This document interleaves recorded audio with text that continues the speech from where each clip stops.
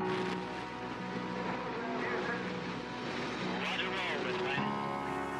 feel the liftoff. The clock has started.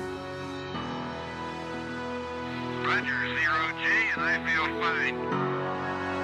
Godspeed, gentlemen. Houston, Tranquility Base here. The Eagle has landed. Rocket Tranquility, we copy you on the ground. New possibilities are opening up for scientific cooperation between countries. 1-0.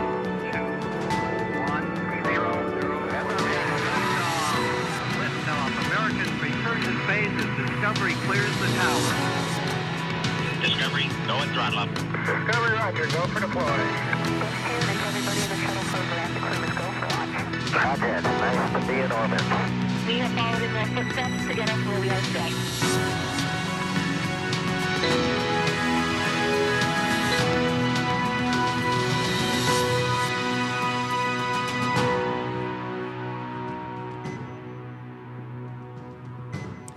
Hello, everyone. Thanks for tuning in to the NASA SpaceX Crew-6 mission, a long-duration rotational mission to the International Space Station. Houston on Space 302 for Josh. Pausing for some comms at the moment. Go ahead on 2, David. Hey Josh, just want to give you a heads up. We're about to do our big loop comp config, but we're currently working through some issues. We're looking into it on board station, and it'll be about 10 minutes until we have a status update for you.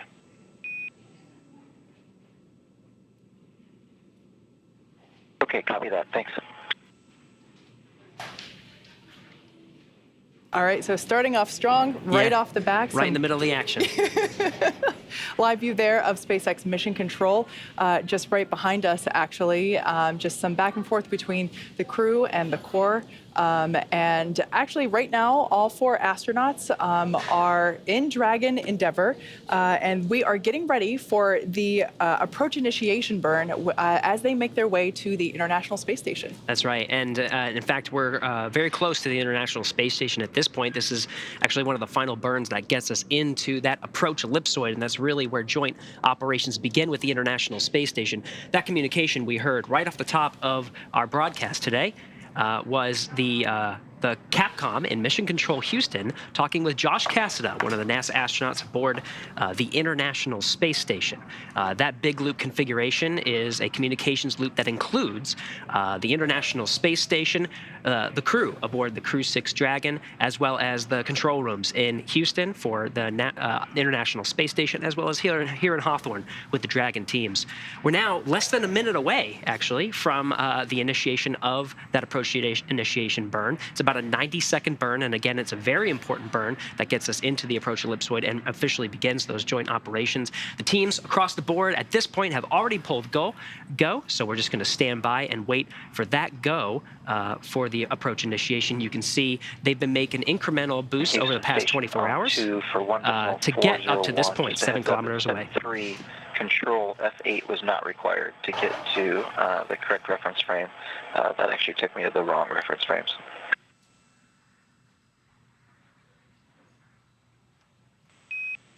Okay, Josh, we copy, and we'll make the update for future rest. All right, and while that communication was underway, we did get confirmation the AI burn has started. The clock is starting now, 90 seconds. That's certainly great news. Now, as you saw in that graphic just moments ago, and as Gary was saying, there have been a number of burns and maneuvers performed up until this point. And as of right now, as Gary just confirmed, we began that approach initiation, which is the blue box, the first blue box on the left. So we can think of this as Dragon began its journey with liftoff yesterday, or actually technically today at 12:34 a.m. Eastern time. Right. Yesterday for us Pacific Coast folks. And it kind of like the process is, you can think of it when all of these maneuvers began, Dragon was on the right-hand side of that screen, did all of the phase burns, the boost burn, those co-elliptic burns, and now we just moved into that approach initiation. We're hearing good calls about the trajectory of that burn. It's converging on waypoint 0. In that graphic, you saw waypoint 0 was really right underneath the International Space Station. It's about 400 meters, right above what's called the R bar that goes kind of straight through the International Space Station. That marker brings us into the what's called approach ellipsoid. Again, it begins the joint operations, but there's another circle that surrounds the International Space Station at about 180 to 200 meters, and that's called the keep out sphere. We just heard a confirmation of a good approach initiation burn with a nominal burn. Dragon SpaceX on Dragon to ground, nominal burn. Reminder to review impulsive retreat recovery cue cards if desired. SpaceX Dragon copies good burn, and we have that review in work. All right, and that call was communicated up to the crew. That propulsive retreat just allows the crew to take control if they were to find anything off nominal from what we've seen so far. But we did hear from the flight controllers here in Mission Control Hawthorne that the trajectory has converged onto waypoint 0. That's that marker I was just talking about right underneath the R bar. So we're looking pretty good. There is an out-of-plane burn or a mid-course maneuver burn just in case we were to steer off course from that convergence onto waypoint 0. But right now we're looking pretty good, Kate. Yeah. At this point in time, Dragon is basically steering itself. Of course, the crew inside have the ability to take over if necessary, but right now Dragon is actually using all of the sensors that it has on board to steer itself and use that onboard flight computer to do the calculations and get to the International Space Station on autopilot, basically. So it's a pretty advanced machine in terms of its ability to get to and move away from the International Space Station. But as we'll see over the next roughly hour to hour and a half, everything is going to be slow and steady, and everything is carefully coordinated. Each phase, each maneuver, each waypoint that we move through is basically given the go-ahead from the teams here at Mission Control at SpaceX, as well as at Johnson Space Center. Of course, the crew on board the International Space Station, who are monitoring Dragon's progress, and of course, the crew inside Dragon Endeavour itself. That's right. It's going to be a very methodical approach.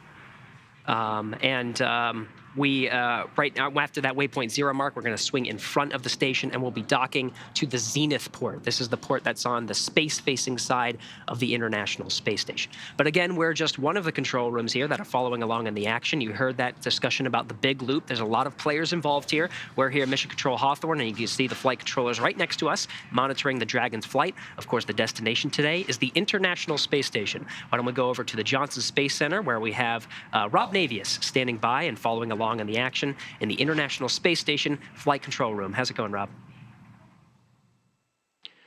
Gary, Kate, good evening, and it's great to be with you guys tonight here in the International Space Station flight control room. The Orbit 3 team of flight controllers on duty, led by Flight Director Pooja Jasrani, the spacecraft communicator who will be talking to the station crew throughout the course of the rest of the rendezvous and the post-rendezvous activities is Capcom David Brenna. Everything has been going swimmingly. All of the approval points have been crossed with no issues reported. All the systems on the International Space Station are in excellent shape, awaiting the arrival of the Crew Dragon Endeavour and an expected docking time of approximately 11:45 p.m. Central Time, 12:45 p.m. Eastern Time, 12:45 a.m. Eastern Time on Friday morning. Once the docking occurs and the hooks are closed to form a hard mate between Endeavour and the the Zenith port of the Harmony module of the International Space Station, there will be leak checks on both sides of the docking interface, followed by the opening of the hatches and a subsequent welcoming ceremony as the Crew-6 quartet arrives on board to begin their half year on the International Outpost. While all this has been going on, there has been other activity on board the station. Roscosmos cosmonauts Sergei Prokopyev and Dmitry Petelin moved their Soyuz seedliners from the damaged Soyuz MS-22 spacecraft to the newly arrived Soyuz MS-23 vehicle. That occurred earlier today. NASA's Frank Rubio will move his custom-made Soyuz seedliner from the Crew-5 Crew Dragon, that's Endurance, where it's been temporarily parked, over to the new Soyuz vehicle, That is scheduled for Monday morning. So with all that in mind, the action split between here in Houston and you guys in Hawthorne, California, and we'll be back with you later throughout the course of the night. Gary, Kate?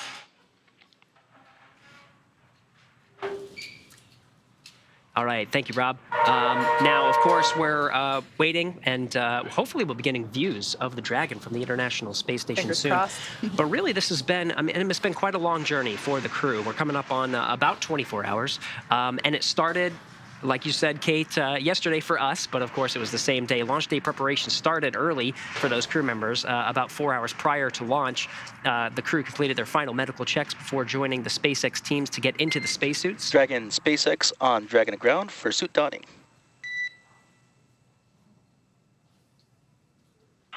SpaceX Dragon, go ahead. Hey, Steve, we're just looking for status on suit donning for seats 1 and 4. We're just finishing up our comm checks now, and we'll be done in less than a minute. Copy all. Do we have permission to bring cameras back on board? And you have permission to bring cameras back on board. Copy. And just as an update, ground team is still working through big loop configurations, but we are still go in this config through waypoint 2. SpaceX Dragon copies. Thank you.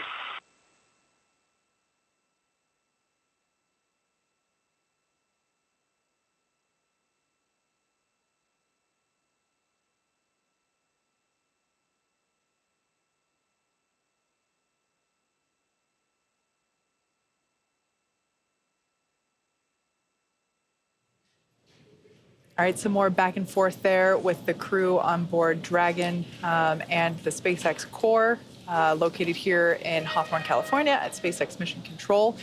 Sounded like core was just reaching out to confirm. Cameras are back on board. Cameras. SpaceX Dragon copy, cameras back on board, and our comm checks internal are complete.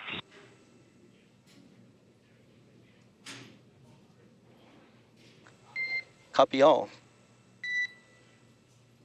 So it sounded like the core just wanted to check in to see if Sultan and Andre had completed putting the process of putting their suit on or suit donning. And of course, they checked that prior to turning the cameras back on in board. So hopefully, fingers crossed, we should get some live views coming from Dragon Endeavour from inside the capsule. That's right. Now, this is we're more than 24 hours from when they were actually getting ready to be at this point and get ready to dock with the International Space Station.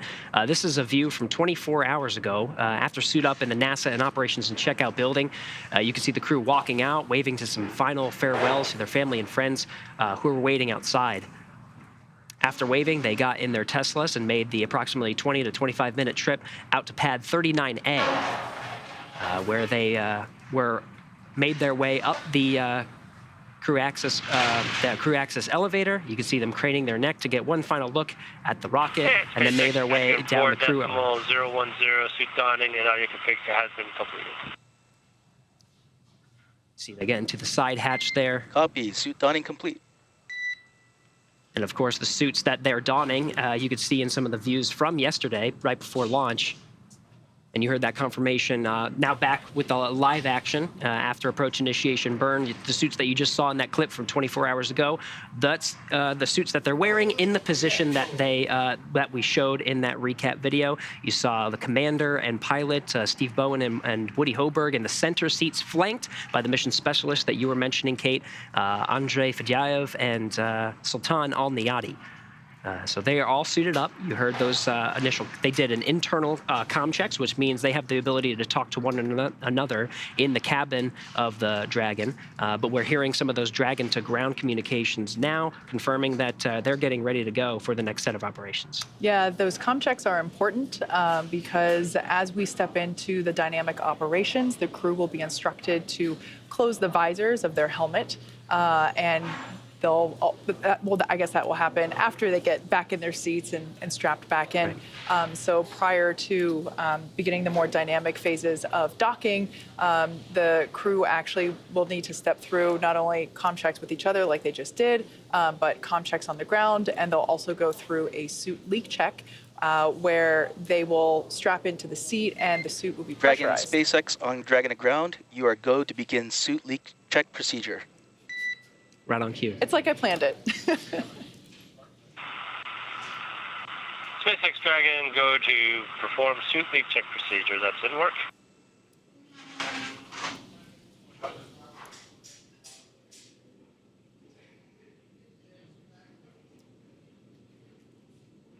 So in this process, they're actually filling the suits with nitrox, pressurizing the suits and making sure that they maintain pressure. They can check for any leaks along the way. Here's a graphic of the suit that they're wearing, 3D printed helmets, and custom fitting for each astronaut, which is, of course, into custom seats to allow for the maximum absorption of loads as they make their way through some of the more dynamic phases of flight, including landing, which they'll do 6 months from now.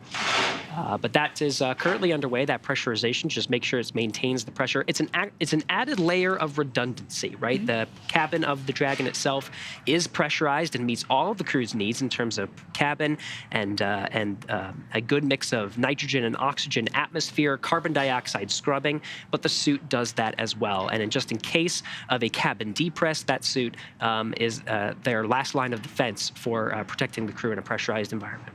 And these suits are custom fitted to each astronaut. So while they are coming to SpaceX Hawthorne to do training exercises, they are also getting their measurements taken and performing comfort checks for their suit during the manufacturing process. So those suits, they do have to wear them for long stretches of time, and we wanted to make sure that they were not only safe and functional, but they were comfortable as well.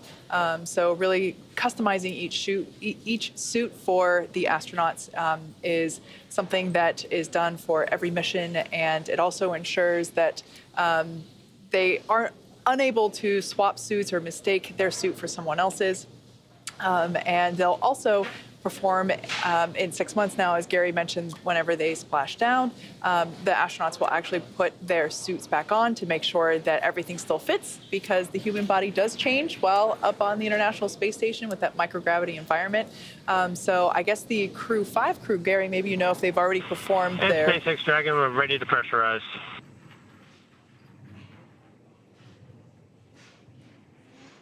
It's just an indicator that the Crew-6 astronauts are in their seats. Dragon, you are go to initiate suit leak check.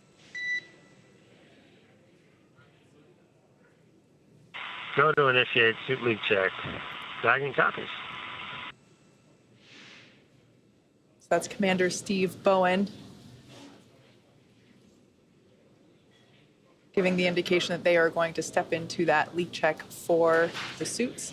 As Gary mentioned, that is a nitrox mixture that will be pushed through as the same stuff that's used in scuba tanks for our scuba divers out there. And it's also cooled to help keep the astronauts comfortable while they're sitting in their seats. We got some great views during launch of that these suit leak check. It's a very standard thing. They actually do suit leak checks. During the initial setup, they do it again when they ingress the Dragon through the side hatch right before launch, and then you see them doing it now before some of these very dynamic phases of flight. The docking is considered a dynamic phase. We got some great views when we were watching launch, and you can actually see the suits themselves start to inflate, get a little puffy. We had Rajachari as one of our guest commentators over at the Cape, and he was describing the experience, Rajachari being an experienced commander aboard Dragon for Crew-3, and he was able to describe, as we were seeing it, some of the components of the suit start to move and expand during that process. We almost got a feel for what it was like to be inside the suit. It was pretty cool. Yeah, it was so awesome listening to all of his insight, having experienced it firsthand. So at this point in time, the astronauts are in the leak check for their suits. This is to confirm that basically all the zippers are in place. If the leak check comes back for one of the seats or one of the suits indicating that it's not holding pressure, they would have to go through and just make sure that all the zippers are in place and make sure that there is no damage to the suit. And it's, as Gary mentioned, just a standard part of the procedure. Usually takes a couple minutes to complete. As we said, we bring the suits up to a certain pressure, and then we let it sit there, and we basically measure the amount of decay or leakage that is spread out by the measurements. And hopefully, we're going to be hearing pretty soon that there is no leakage or decay, and that we'll have 4 good suit leak checks. The timing of this is very precise. The reason that they're doing this right now, after this major burn, of course, but it allows just enough margin for the crew to assess the leak checks, but then perform any mitigation strategies just if necessary, if they need to redo a check, because we're getting into the dynamic phases of flight. But once they confirm that they have a good suit leak check, they are in those seats for the remainder of flight. This is, of course, a very important milestone that we just passed, that approach initiation burn that gets us into joint operations. Once they're in there, they remain in the seats, strapped in throughout all phases of flight. Now, throughout the 24-hour journey, up to this point, they've been able to float about the cabin. They even had a sleep period and got to sleep in whatever position that they wanted to, either in the seats or they have the ability to strap themselves to one of the walls in sleeping bags, whatever makes them comfortable. But at this point, during the very dynamic phases of flight... Dragon leak check complete, all suits are nominal. That's a great call. Dragon, copy and concur. All right, good news there. Sounds like all 4 of those suits had good leak checks. So at this point in time, Dragon is going to continue its coast as it heads towards the opportunity for mid-course correction and ultimately waypoint 0. But as of right now, hopefully we'll be able to get some live views inside the cabin soon. But the Crew-6 astronauts are in their seats, they're buckled in, and we've just completed 4 successful suit leak checks. So the visors are down, and as Gary said, this is basically how they will remain until docking is complete, as it is a dynamic portion of the overall flight. You know, we keep talking about the Crew-6 astronauts, but why don't we get to know them? We'll start with the commander of Crew-6, Steve Bowen. Steve Bowen was born in Cohasset, Massachusetts. He holds a bachelor's degree in electrical engineering from the U.S. Naval Academy and a master's in ocean engineering from the Joint Program in Applied Ocean Science and Engineering at MIT and Woods Hole Oceanographic Institution. In July 2000, Bowen became the first submarine officer selected as an astronaut by NASA. This will be Bowen's 4th trip into space as a veteran of 3 space shuttle missions, STS-126 in 2008, STS-132 in 2010, and STS-133 in 2011. Bowen has logged more than 40 days in space, including 47 hours, 18 minutes during 7 spacewalks. As the mission's commander, he'll be responsible for all phases of flight aboard Dragon from launch to reentry. As for our pilot, Woody Hoberg is from Pittsburgh, Pennsylvania. He earned a bachelor's degree in aeronautics and astronautics from MIT and a doctorate in electrical engineering and computer science from the University of California, Berkeley. He is also a commercial pilot with instrument, single engine, and multi-engine ratings. Dragon SpaceX on Dragon to ground for big loop config.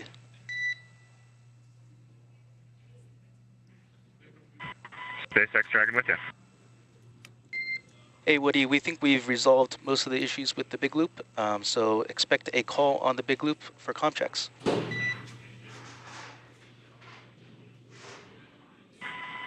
Dragon copies.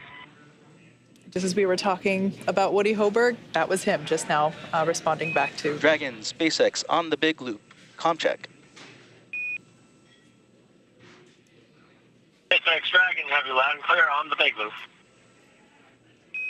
Hey Steve, 144K bidirectional link established, change PTT destination to ISS, and then initiate comm checks with SpaceX, Houston, and station. How copy? SpaceX Dragon copies, and we'll put that in work.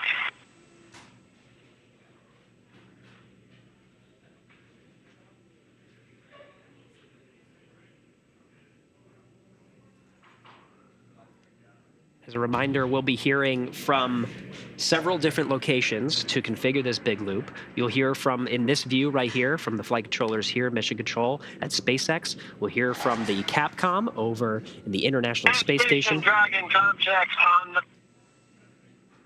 And of course from aboard Crew Dragon Endeavour, as well as the International Space Station. Dragon Station, on the big loop, the last half of your transmission was cut off.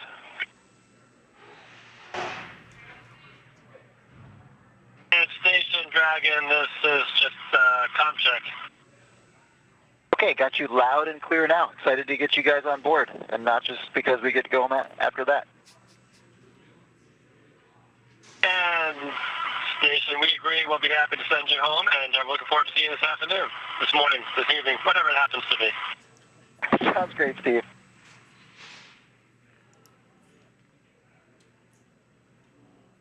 Houston Dragon on the big loop comm check. Dragon, this is Houston on the big loop. I hear you 5x5. How do you hear me? Morning, Steve. And Houston Space Dragon, we have you loud and clear as well. Awesome. Sure, it's good to hear y'all's voices today. Station, Houston, how do you hear me on the big loop? Houston Station has you loud and clear, David. Great news, Josh. Look forward to working with y'all today. Let's do this thing.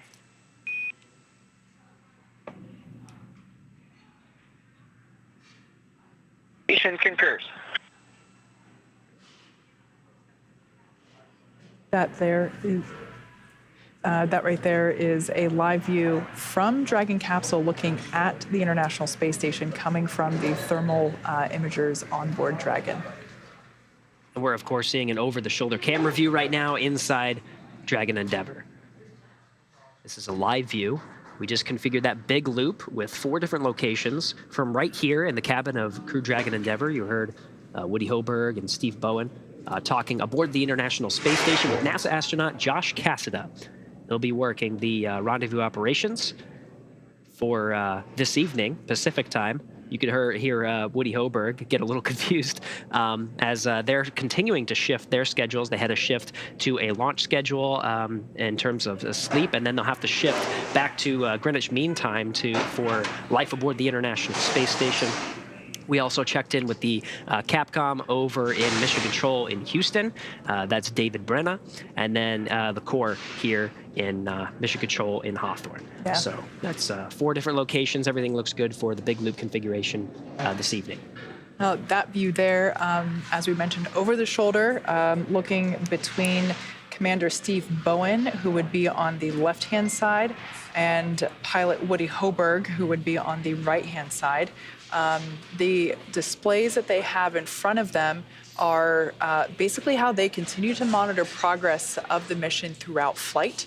As we are stepping into, or as the crew has been performing the various burns, and soon we'll be passing through the waypoints. They'll actually be able to follow along, which exactly what Dragon is doing. As I mentioned before, it flies itself.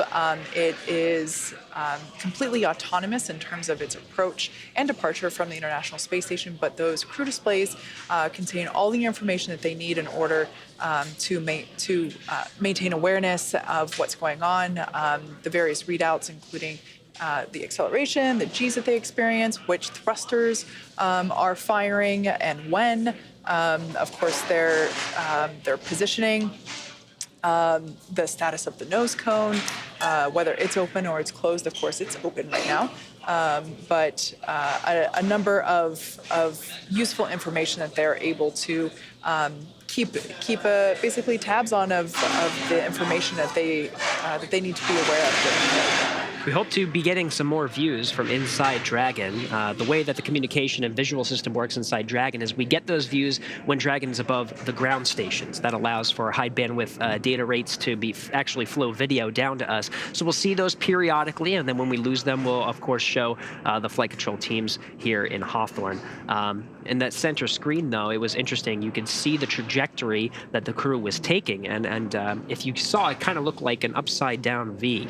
They're actually right now now sort of behind the International Space Station, catching up from behind. And it was that V shape because at all points, you can see it now that we're getting live video, you can see that the crew, that's not the trajectory it's going to take, but the flight computers are actually determining different breakout trajectories just in case they needed to actually execute a breakout maneuver. It would bring the Dragon into a 24-hour safe trajectory. But as long as everything continues to be go, that display will continue to change and will proceed through the next steps to actually get closer and closer to the space station and eventually for a docking. Again, we mentioned at the top of this broadcast that we'll be docking to the zenith port of the International Space Station. That's actually at the top. So once we get right underneath the space station, we execute a burn to swing right out in front. We're hopefully get some really good views of both the Dragon and from the International Space Station and the space station from the Dragon as we witness that, but then it'll go up top. I also just heard a call about a mid-course maneuver, so they are tracking that. That just helps us to continue on our trajectory towards that waypoint 0. Which we are heading towards right now, and that waypoint 0 again is about 400 meters directly below the International Space Station. So for those of you that have just recently tuned in, the crew has basically been on a journey for the last 24 hours on their way to the International Space Station. They have completed the approach initiation, so they're essentially coasting towards the International Space Station right now, but they have a couple of waypoints, or basically navigational stop and go points, where as they approach each waypoint, the integrated teams at JSC here at SpaceX and also on board the International Space Station will all give basically a thumbs up to continue to proceed. Everything that we're going to be doing over the next hour or so in terms of these maneuvers and the approach to the International Space Station is slow and steady, even though they are in space going technically 17,500 some miles an hour. It's all relative to the International Space Station, so their acceleration toward the ISS is really slow, and as I mentioned before. Dragon SpaceX on the big loop, nominal mid-course maneuver complete. Trajectory converged on waypoint 0. SpaceX Dragon copies. All right, you just heard that call. Now, again, that mid-course maneuver is a correctional burn that takes place in between the approach initiation and the arrival of waypoint 0. You just heard that confirmation. We executed the mid-course maneuver, and that's done about the halfway point from the starting point of the approach initiation to that waypoint 0 that we've been mentioning. It's a small burn. It just fine-tunes our approach to ensure we're targeting that precise point, 400 meters directly below the station. And you see that now with that mid-course maneuver, they've updated their displays in the center, and you can see what we've been describing, Kate. It goes right underneath the station and then swings right out in front, and it's going to go above the International Space Station, above what's called the V-bar. That's the docking axis if you were to approach the docking port at the very front of station, but we're going to be swinging up in front and above the station to reach that zenith port.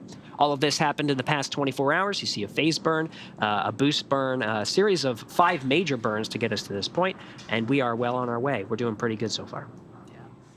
As we mentioned before, the crew in their seats, in their suits, they performed nominal leak checks, and at this point in time, they are going to be approaching waypoint 0, about 400 meters below the station.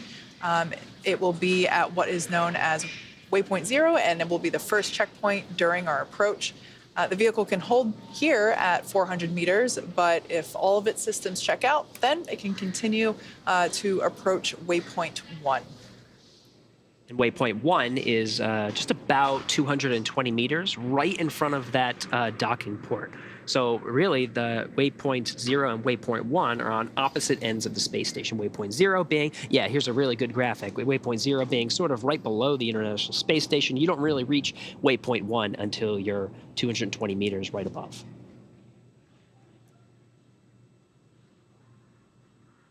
So at this point in time, we are standing by for that waypoint 0. We heard that the mid-course maneuver, just that opportunity for the computers on board Dragon to make any final course corrections as it approaches that waypoint 0. As Gary said, that's 400 meters away from the International Space Station. More live views there of the inside of Dragon Endeavour. Commander Steve Bowen on the left-hand side of your screen and pilot Woody Hoberg on the right.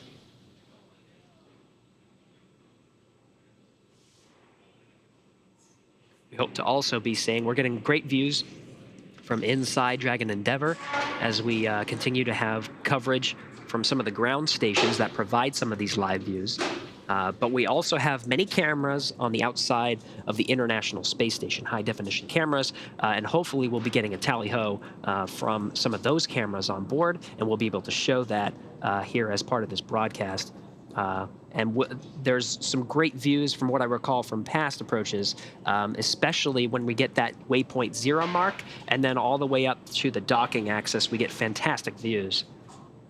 Here's one. It's still pretty far away. You can sort of see the blinking navigation lights of the Dragon. It's still quite a distance away, so we can't really make out a lot of the features. We're also in an orbital nighttime. The International Space Station is 259 statute miles over the North Atlantic Ocean in an orbital nighttime, so you can see the views are a little bit obscured. We don't have the illumination. This is a fun view. Yeah. This is very Inception of Dragon looking at the space station on the left using thermal camera. So and that's then on the right-hand side, the little flashing dot is Dragon being seen by the International Space Station. So this actually reminds me of the Spider-Man meme of the Spider-Mans pointing at each other.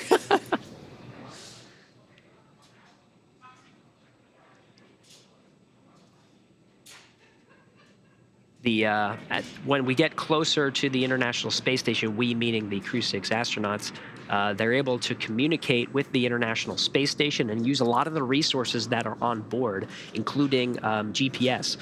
When it gets to a certain position, it uses relative GPS to understand where the Dragon is relative to the International Space Station, and that's much finer of a approximation of location versus the trip up to this point during the rendezvous phase.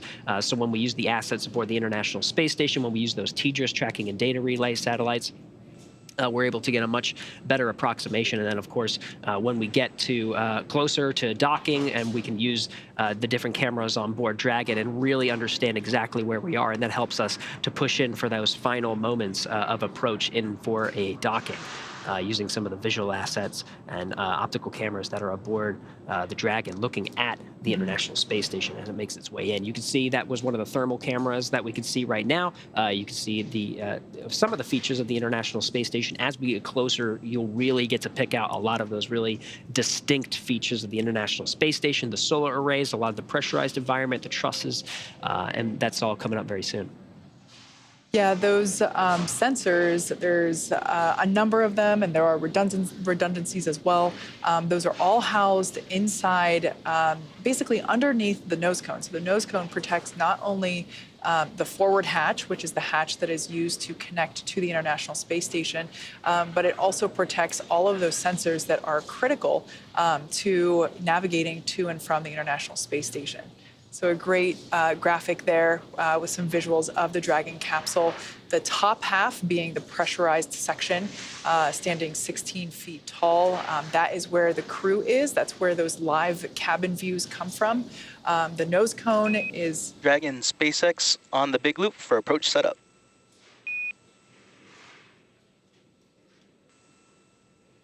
SpaceX Dragon, go ahead.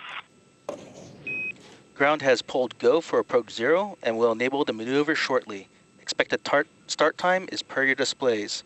Reminder that Dragon will continue approach through waypoint 1 toward waypoint 2.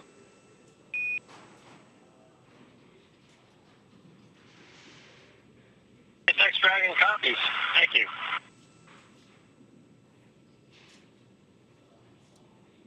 So that approach 0 is the actual burn that occurs at waypoint 0. So when they actually reach that waypoint, that's the 400-meter marker. The approach zero is the actual firing of the Draco thrusters that swings us out in front. You also heard that call. We're going to push forward from waypoint 1 to waypoint 2. That means we're not pausing. We're going. Everything's looking good. Everything's looking really good. That means that once we hit the waypoint 0, there's not going to be a pause at waypoint 0 followed by the approach 0 burn. It means we're going to pass smoothly through that waypoint 0. Station Houston on the Big Loop. Expect to start monitoring Dragon in approximately 45 minutes.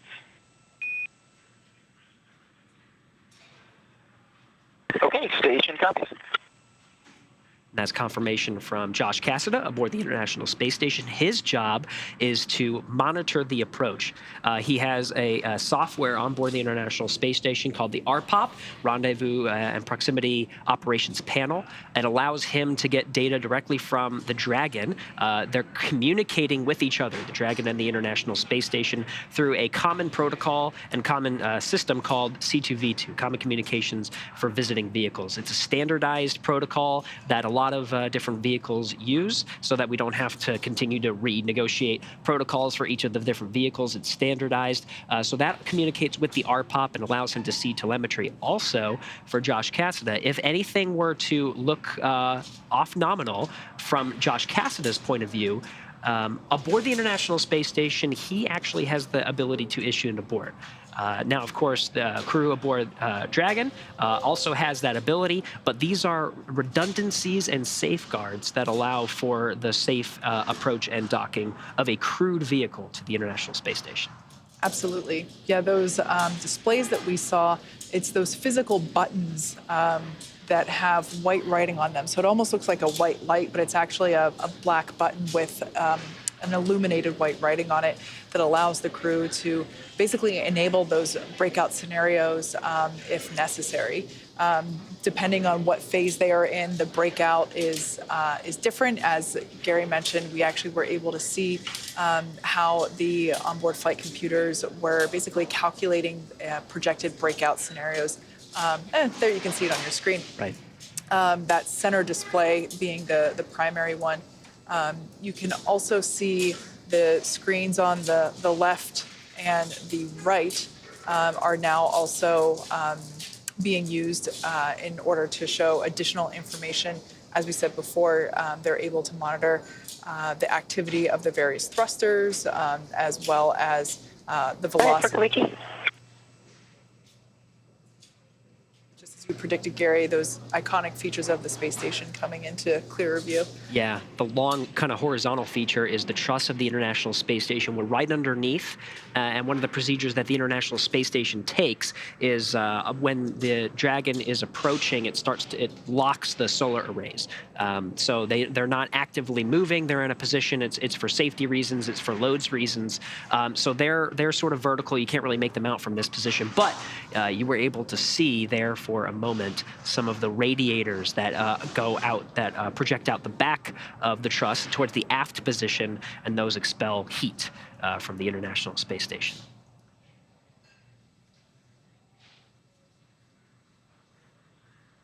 Now back in Mission Control Hawthorne, of course, this is we call it joint operations for a reason. It takes several teams all working together to actually execute this very delicate operation. Here at Mission Control Hawthorne, the teams here are monitoring the systems aboard the Dragon.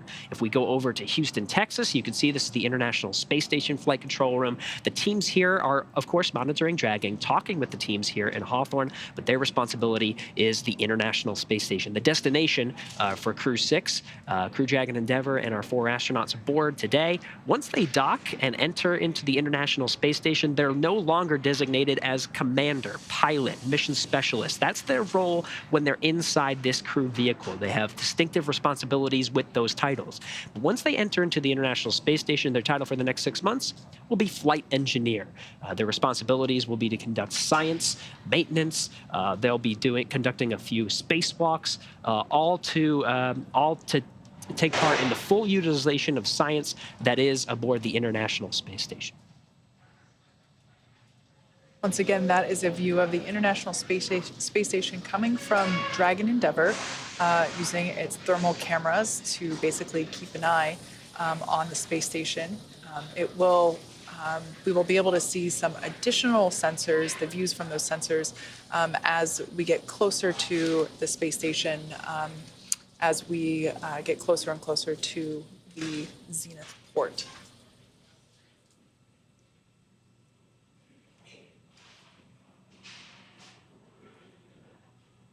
As we can see, the crew remains pretty chill in their seats. We can see that those visors are up at the moment. Of course, for the suit leak check, they had the visors down, but it looks like those visors are now up so that the crew can converse with each other as we are moving through the waypoints.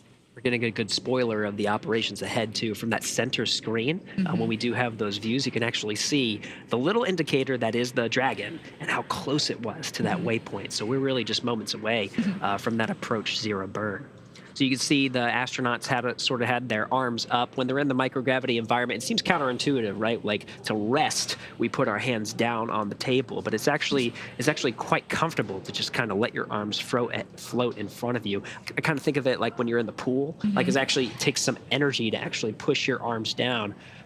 When they're in space, it's kind of like when you're underwater. It's just a lot more comfortable to just keep your arms positioned right in front of you. Like Gary said, the crew can see where they are along the planned trajectory.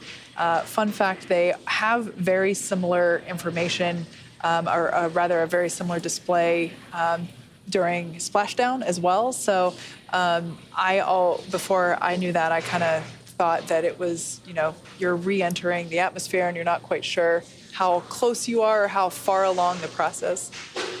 There's our first up-close view of Dragon from the International Space Station. No longer just a blinking dot in the distance. Sort of see the navigation lights. There's red and green that indicates starboard and port, the position of the Dragon, and then there's that blinking docking light right at the center. Can't really miss it. That really illuminates the Dragon, especially it was very clear when it was much further away and we couldn't pick out some of these distinctive features. That docking light really did a great job of having us to be able to locate the Dragon from a much further distance. But we're really just, at this point, we're so close to waypoint 0, I could effectively say we're about 400 meters away. There's a nice view kind of capturing a little bit more situational awareness of the International Space Station, kind of painting the picture of just how close the crew is. Like we said, they are coming up to waypoint 0, which is about 400 meters away from the International Space Station, still outside of that keep-out sphere. That keep-out sphere is the 200 meters surrounding the space station. So they will remain outside of that keep-out sphere for waypoint 0 as well as waypoint 1. That waypoint 1 will be 220 meters. But I believe that we heard the call-out indicating that once they get through waypoint 0, they will not be stopping for waypoint 1. They will continue directly to waypoint 2, assuming everything continues to look good.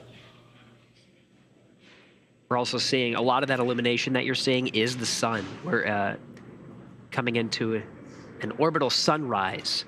So the space station right now is 261 statute miles right over Germany.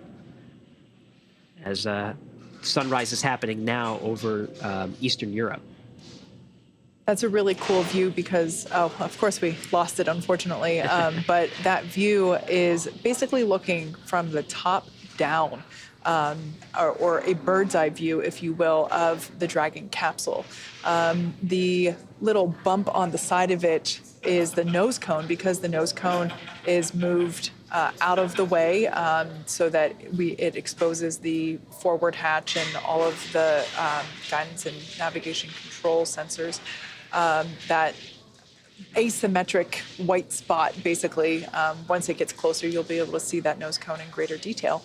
But another cool thing to look out for is you can actually see the windows of Crew Dragon as well. Whenever we were still when we did not have as much sunlight hitting Dragon, we were actually Right. able to see the illumination coming from inside the cabin, not only from 2 of the side windows, but also from the forward hatch itself. There is a tiny window on that hatch as well. So always kind of fun to look for as Dragon gets closer and closer to the station. Of course, we try to bring live views whenever we have them. And so hopefully we'll be able to have more momentarily. But as we mentioned before, oh, there we go. Looks like Woody Hoberg, the pilot, just stretching his arms there. We can see the crew continues to monitor along. They use those crew displays basically to keep track of everything through the different phases of flight. They are able to basically keep an eye on Dragon's velocity and altitude, at least during the launch and entry phases. Whenever they are on orbit, they can keep track of the attitude, the targets, the relative velocity that they are achieving, the changes in velocity that occurred with each burn. So yeah, there's a lot of information. As I said before, Dragon, while is completely autonomous, but it is important for the crew to remain vigilant throughout the various phases in the unlikely event that they do need to basically issue a breakout maneuver, which they are able to do it at any point in time, take that manual control. If necessary, they could actually steer to the ISS themselves if for some reason. Oh, that's a great view there on the right, showing the active usage of the thrusters on board Dragon with Planet Earth rotating behind it. So we can see just how hard those Draco thrusters work to keep Dragon on course to the International Space Station. These are very short but strong impulses.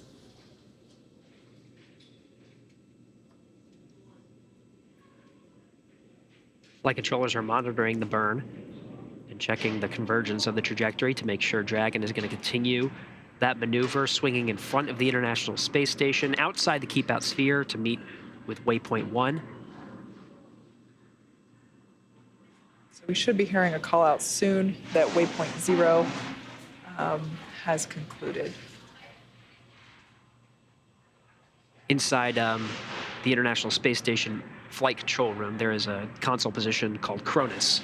There you have full command over the external cameras and are able to follow along. So you can thank the person at that console now for those incredible views, adjusting the exposure, and we were able to see clear as day those Draco engines firing. Fantastic views from the external cameras of the station. Yeah, it's certainly not an easy job having to basically keep pace with the constant motion of... Dragon SpaceX on the big loop, approach 0 has started and trajectory has converged on waypoint 1. Expected arrival time is per your displays. And when you're ready to copy, I have some words for you on our Dragon Eyes.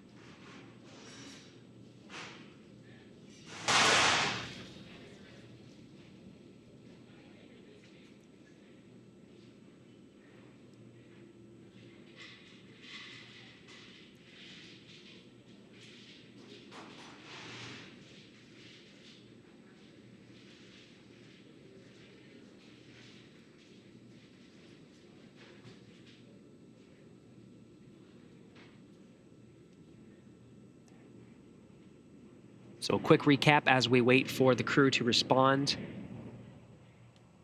We did execute an approach 0 burn. The trajectory has converged onto waypoint 1. So we're following along. Everything looks good for this maneuver that we're witnessing right now. Dragon swinging in front of the International Space Station. Gonna head up towards the space-facing side, right in front of the docking port.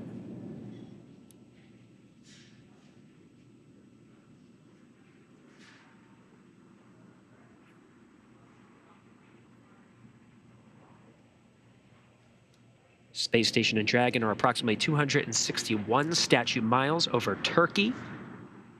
It's morning over in Turkey. They'll continue in daylight for much of this maneuver.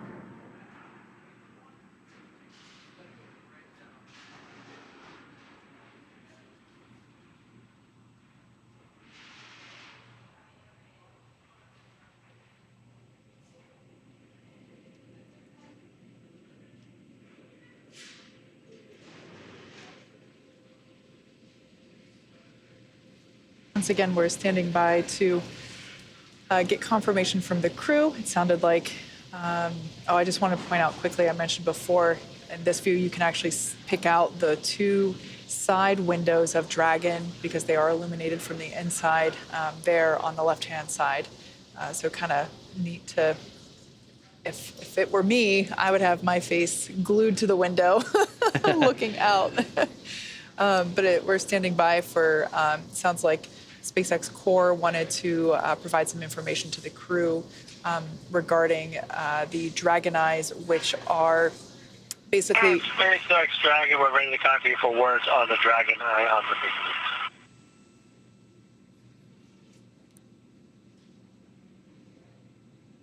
And Dragon, great news. We have good solution on both Dragon Eyes, and we'll be continuing to station.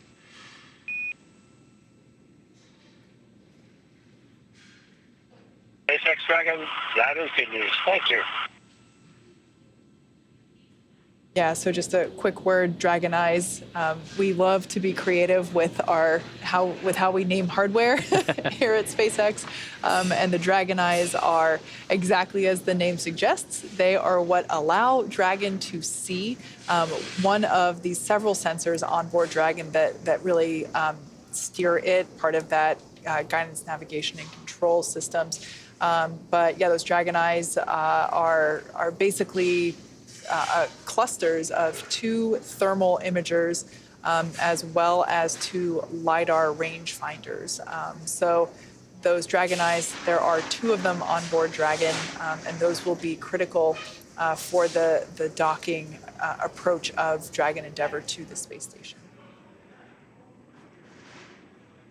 So there, as I mentioned before, that nose cone, you can see with better detail why that top-down view is asymmetrical, with that nose cone having been opened, and that basically allows for that forward hatch and all of those docking sensors to be exposed. Of course, that hardware, while it may seem simple, actually has an incredibly important job to do, that nose cone, because, like I said, that side hatch and those sensors are critical to be able to dock with the International Space Station, and it's that nose cone that protects those things during the ascent phase. Of course, that's the part of the vehicle that is piercing through the atmosphere, so it experiences pretty high levels of aerodynamic loads, and so that nose cone, while it may seem simple, it's actually one of the most important parts of Dragon. These fantastic views, again, courtesy of the space station external cameras. We're on a southeastern track right now, passing over Iran. I do hope Sultan Al Niyadi is paying attention to where he is. In a few moments, we're going to be passing right over Dubai in the United Arab Emirates. It's amazing. You can see the features of some of the beautiful coastal regions of Iran. And the Persian Gulf is very prominent, that blue area on the bottom left of your screen.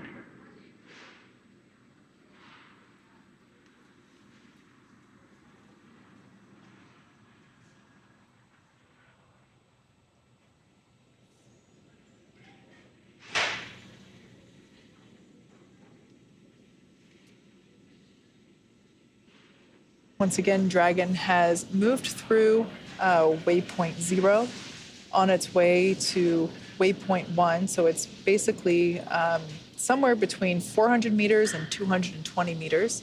That waypoint 0 is at 400 meters, and waypoint 1 will be at 220 meters. And as we said before, they're going to coast right through waypoint 0 and the navigation is basically set for waypoint 2, which is 20 meters away from the International Space Station. So we will hear a call out about waypoint 1, as well as a call out indicating that they are clear to enter that keep out sphere, which is an imaginary sphere around the International Space Station, 200 meters out. And as the name implies, you got to keep out unless you have permission. They indicate different protocols and responsibilities for the joint teams. Right now, we're inside the approach ellipsoid, and with that comes certain protocols that have the International Space Station teams and the Dragon teams, the SpaceX teams here in Hawthorne, working together following a similar set of what are called flight rules. I do want to indicate at this very moment, the International Space Station is 260 statute miles directly over Dubai in the United Arab Emirates.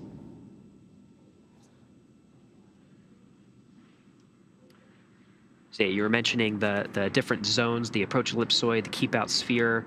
Right now, Dragon sitting at about 405 meters. It's a safe distance away from the keep out sphere. The keep out sphere has a range, depending on where you are, of about 180 to 220 meters. Yeah, you can see sort of that. It's almost like we're hugging the keep out sphere, but we are a very safe distance away. When we converge onto waypoint 1, we are going to see the Dragon start to get closer and closer until you get to that 220 meter point, until you execute the burn maneuver approach 1, and that sets you up to go to waypoint 2, right at the 20 meter mark in front of the docking port. We should be able to maintain good views of Dragon as it swings out in front to the docking axis on the velocity bar that's sort of directly in front of the International Space Station.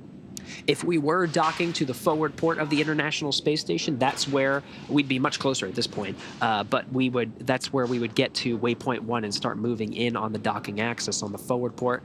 But of course, Crew-6 is taking up space on that docking port, so we have to go to Zenith. Dragon, SpaceX on the big loop. Expect reconfiguration of the C2V2 return link shortly.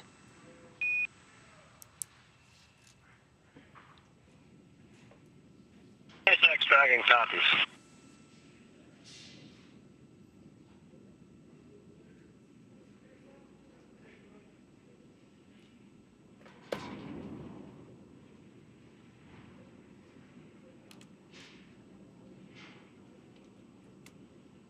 That's C2V2, again, common communication for visiting vehicles. There are similar hardware on both the Dragon and the International Space Station with a defined series of protocol that allow them to talk to each other. A lot of the telemetry that's on board Dragon is being fed over to the International Space Station. Inside, monitoring Dragon's approach, is NASA astronaut Josh Cassada, one of the Crew-5 astronauts. Expedition 68 flight engineer, his responsibility for this morning, GMT time, waking up really and getting right into the action after a crew wake aboard the International Space Station. This is one of their first items on their to-do list for today, is welcoming their Crew-6 colleagues aboard the International Space Station. We're now over the Arabian Sea, 260 statute miles. Over in the horizon is the Indian Ocean. That black dot right in the center of your screen, now larger, is Dragon capsule. What a beautiful view.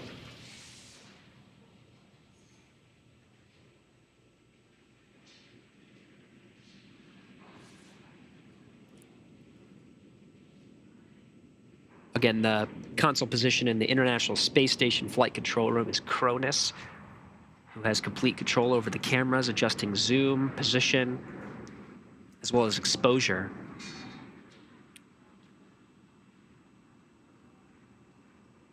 A game of constant adjustment, fighting against Yeah, the consistent movement. Right at the horizon there, Yeah.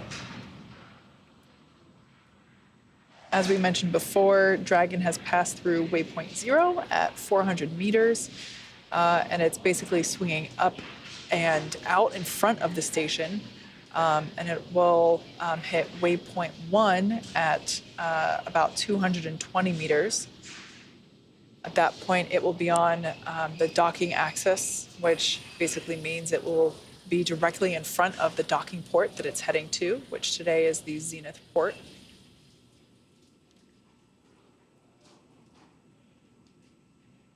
Features a lot more prominent on board the International Space Station now as we're swinging more towards the forward end of the station. You can see those solar arrays now are much more defined, again, as part of the procedures that are defined for the flight rules of a spacecraft approaching the International Space Station. Those solar arrays are locked in that position, so we weren't able to see them right underneath, but they're much more clear from the cameras in front of the Dragon.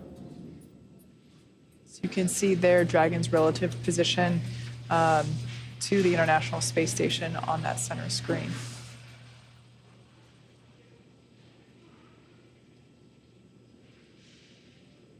You could sort of make out the IROSAs as well. These are the International Space Station rollout solar arrays. It's part of a power augmentation plan aboard the station. You can see the solar arrays come in pairs in each of the power channels. And if you can see, there's a gap, a solid black line in between some of the legacy solar arrays. That means that they haven't been outfitted with an IROSA, but ones that are filled in with just a little bit of that illumination, they have IROSAs.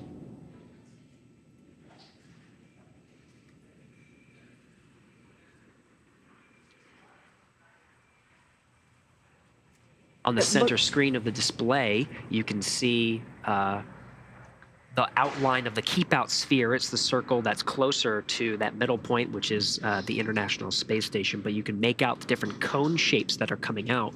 Those are the approach corridors. There are 2 international docking adapters on the International Space Station now. One is on the very forward end, which we're looking really right at this moment, but we're going to be going to the Zenith port, which is right above. And so those are the approach corridors for each of those different locations, docking locations on board the station.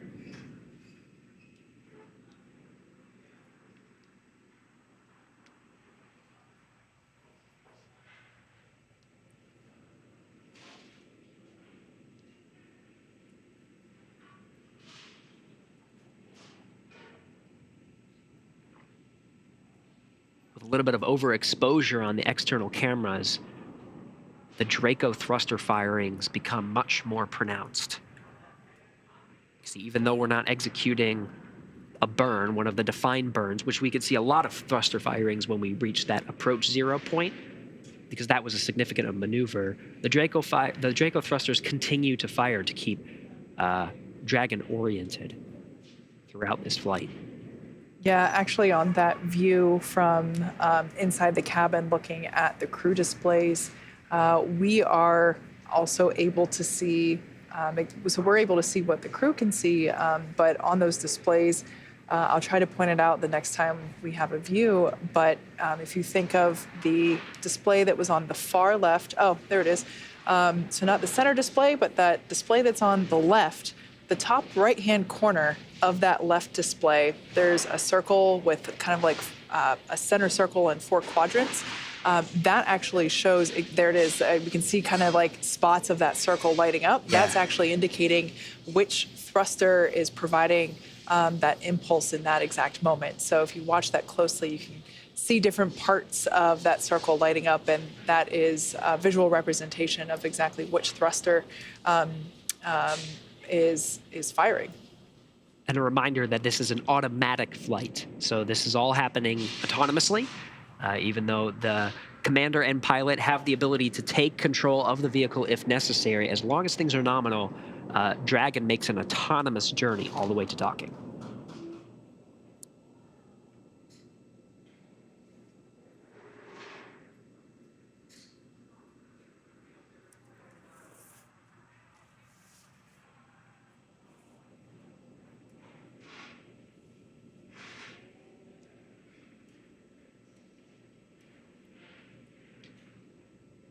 We're seeing Dragon at about 452 meters from station at this time. You can see it's sort of elliptical. It's not a perfect circle that follows the exact line of the keep out sphere. It is more elliptical in shape, so we have increased a bit of distance right as we get to that velocity bar. But once we cross the velocity bar, which is right sort of in the middle of the space station at the docking axis of the forward port, we should start to close in a little bit more and decrease distance from the station. Here with this up close view, we should, right there, should be able to see those Draco thrusters firing. The ones that we see primarily are the service section thrusters. There's 12 of them, basically around the side of Dragon, and then the 4 forward thrusters located around the forward hatch. But for the most part, we'll be seeing with pretty good views of those, basically those white puffs coming away from the capsule. Monomethyl hydrazine and nitrogen tetroxide take up the fuel. An oxidizer that propels the Dragon using the Draco thrusters. Yeah, propellant that is very different from the propellant used on board Falcon 9. Dragon is actually fueled up with that MMH and NTO a couple weeks prior to launch in a facility that we call Area 59 or Dragonland down at Cape Canaveral. So Dragon is pretty much ready for flight aside from cargo loading.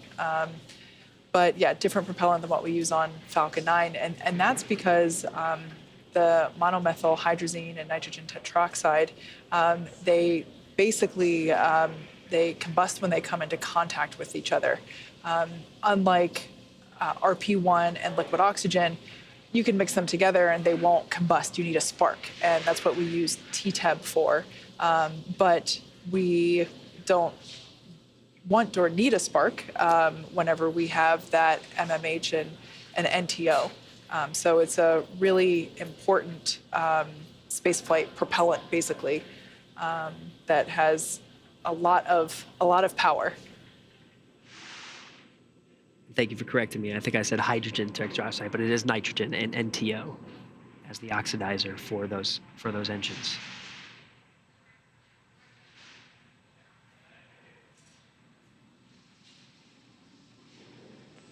We're still in an orbital daytime, so the illumination you're seeing of the Dragon is the sun. We're over the Indian Ocean now, 263 statute miles. You can see we're now above the velocity bar. So we're at a higher altitude from the forward axis, the velocity bar, where astronauts would dock if they were to dock to the forward port.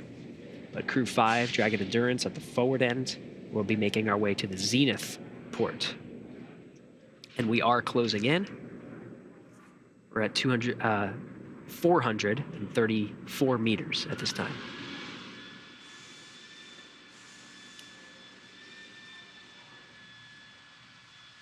As we mentioned earlier, everything about this approach, every phase, every portion of it is really slow and controlled. Everything is conducted with basically buy-ins from Johnson Space Center in Houston, Texas, from SpaceX Mission Control here in Hawthorne, California.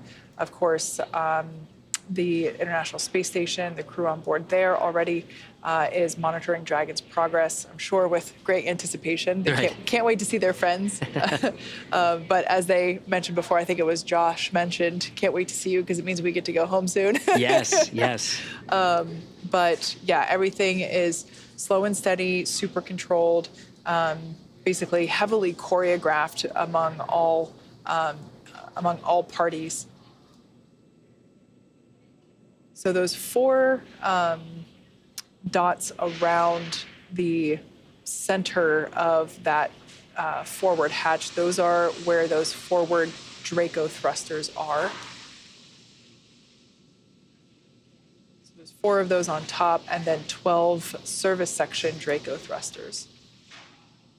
The Forward bulkhead Dracos are not used at this close to the International Space Station. They're used for some of the longer, bigger burns, like the close burn and the close co-elliptic burn. Deorbit burn. Deorbit burn is a huge one. Yeah, they do it's like 12 minutes or Yes. depending on the mission, but Very, very long, it's a lot of work. And really, and that reorients the station to it's like a retrograde firing. So you fire it, and it just slows the Dragon down significantly before the trunk separates, and you have to reorient the Dragon to position the heat shields properly for re-entry. But that's definitely one of the longest burns that are used for the forward bulkhead Dracos. But again, they're not used at this point. We keep the forward end of Dragon pointed towards the International Space Station for the navigation, the guidance, navigation, and control equipment that's at the tip of the Dragon, exposed by the open nose cone. So you've been noticing throughout this maneuver, swinging from waypoint 0 all the way up to waypoint 1, we've been pointing the same direction. And that's part of the reason that the Draco engines have been firing, to keep that position throughout this maneuver of pointing directly towards the International Space Station. And that's why we've been getting fantastic views as well. Dragon SpaceX on the big loop. C2V2 link reconfiguration complete. SpaceX Dragon copies and received as well. Thank you. That, again, common communication for visiting vehicles. It allows the Dragon and the International Space Station to talk to each other.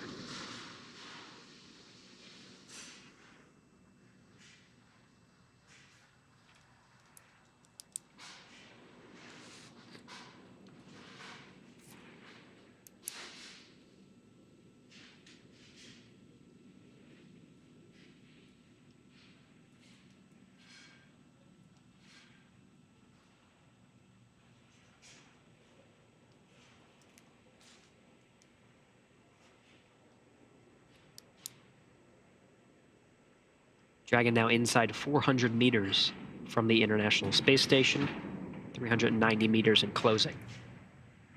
As it makes its way to waypoint 1, we will close that distance to get to approximately 220 meters before executing the approach 1 maneuver that brings us straight down the docking axis. We'll be pausing at waypoint 2, which is approximately 20 meters away from the International Space Station, prior to initiating that final approach.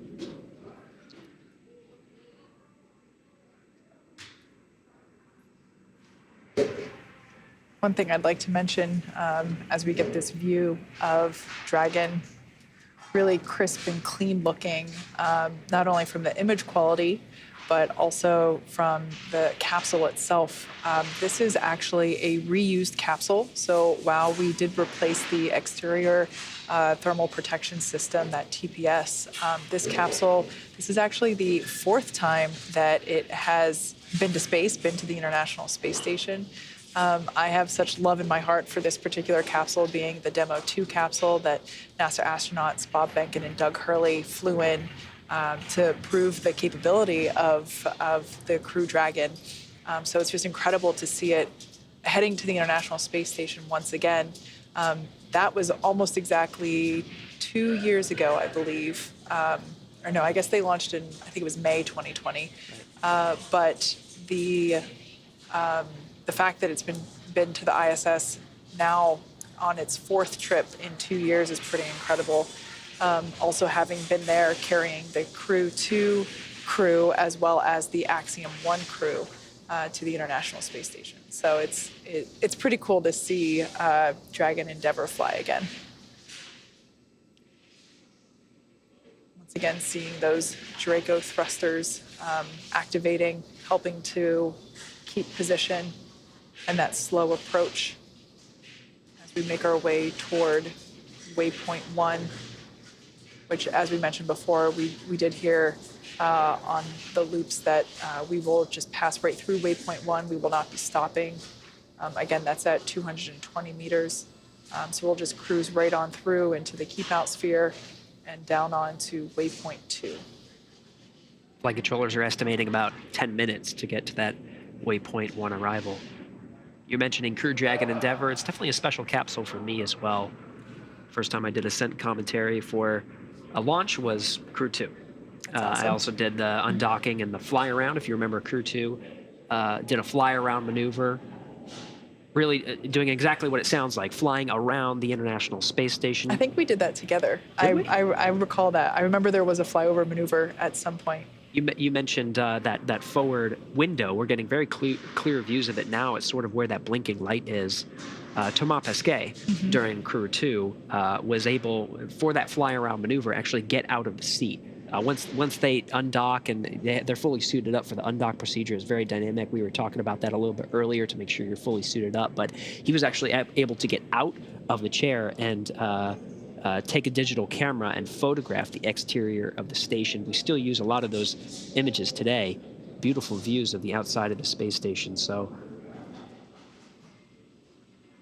yeah, very special capsule for me as well. I also worked very hard on the AX-1 mission from the NASA integration side. Seems like I seem to always be connected to Crew Dragon. I guess to both of us, to Crew Dragon Endeavour. Yeah, I remember as I was still working in the production organization at the point in time when this capsule was being manufactured. So I've actually been in it a few times, partially to support manufacturing, partially to support NASA visits, and it's just wild to think that that is now 250 miles above planet Earth, going over 17,000 miles per hour, and not for the first time. For the fourth time, yeah, that's just pretty wild. Named, of course, over almost 3 years ago at this point. If we're talking May 2020, when Bob and Doug flew on the Demo 2 mission. They were the ones that had the honor of naming the capsule. Both of them flew Shuttle Endeavour, so a very fitting name for the both of them.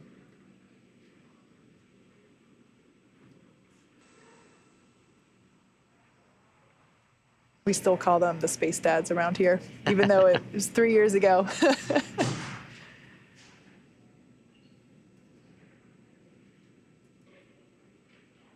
Once again, we're able to get clearer and clearer views of the portion of Dragon that was previously covered by the nose cone. So we didn't get to see any of that hardware during launch or during the pre-launch activities even.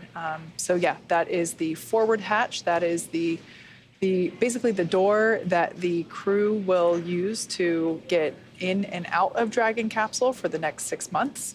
The side hatch, the hatch that they used to ingress Dragon just over 24 hours ago, that will not be used at all until after they splash back down in the Atlantic Ocean or the Gulf of Mexico, TBD, Right. 6 months from now. All depending on weather. Yeah, and yeah, so that side hatch that was originally utilized to ingress, that will stay locked and sealed until they come back home. So that forward hatch that we can see now is what will be docking to the ISS and will ultimately remain open for the next 6 months.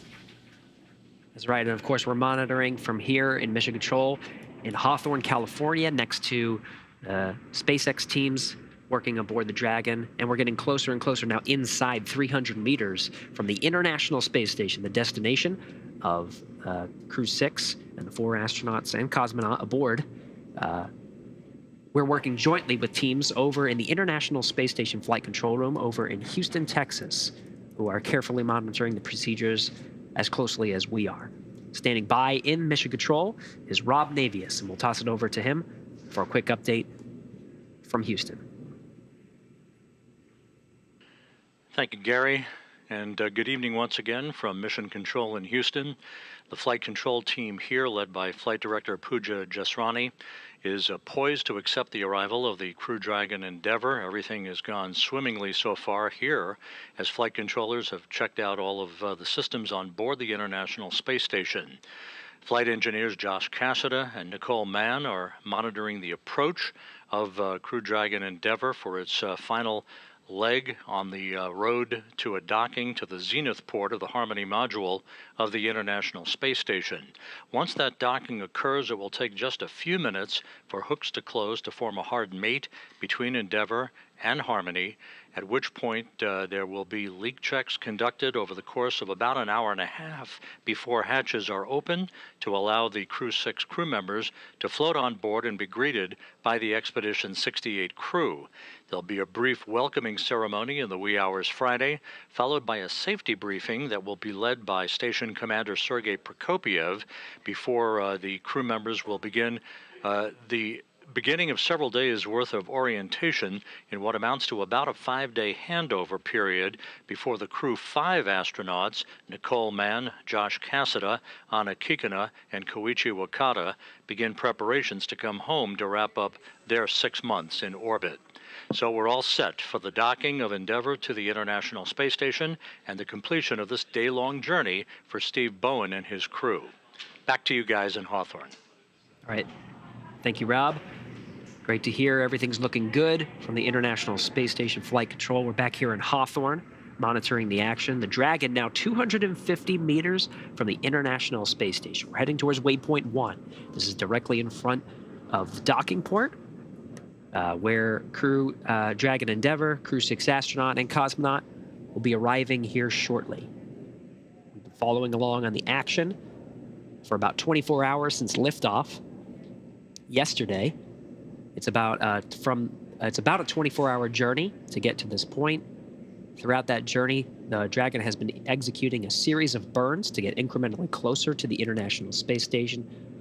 The crew inside were able to have several meals and get a full 8-hour sleep period before they started their preparations to get ready for the dynamic operations, getting suited up in those white suits that you see now that we're getting views from inside the Dragon cabin from the over-the-shoulder camera. Steve Bowen on the left of your screen, Woody Hoberg on the right.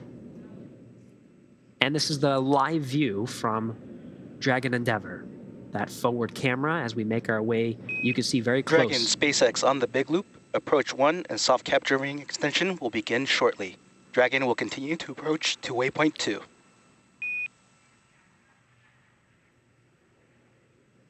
SpaceX Dragon copy is all good news. Thank you.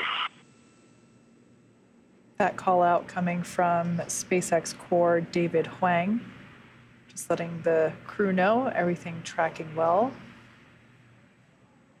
Once again, we have great views of the crew displays. As I mentioned before, on the left-hand side of the screen, in the top right-hand corner of that left screen, we see a circle, and you might notice that parts of that circle light up momentarily. That is a visual indicator to illustrate which of the Draco thrusters are firing in that particular moment. Crew displays also have areas where the ground teams can provide any alert activity or notes that the crew should be aware of. They also have instrument overviews to provide situational awareness of the various sensors that are used throughout the phases of flight. They also, of course, have readouts for Dragon's Dragon's altitude and target altitude, as well as relative velocity. Overall, they are continuing to monitor Dragon's progress. Dragon Endeavour is flying itself at this point in time, although the crew has the ability to take over control should they need to. But Dragon is completely autonomous, so at this point in time, they are remaining active in monitoring the progress and, of course, letting the teams on the ground know of anything that they notice, but it's been quiet so far, a pretty smooth ride. That is a view coming from Dragon of the International Space Station using one of the thermal imagers on board Dragon Endeavour. You can see those thruster firings now. We got confirmation from flight control teams here. Station Houston on the Big Loop. Monitor approach per step 3 of 1.102. Dragon approach and retreat monitoring. Let us know when your review is complete and you're ready for docking. And a reminder for Duke to begin monitoring for MLM TC restarts at this time. SpaceX tracking copies. We've got that review in work. Station copies, and we're in work on 1.102.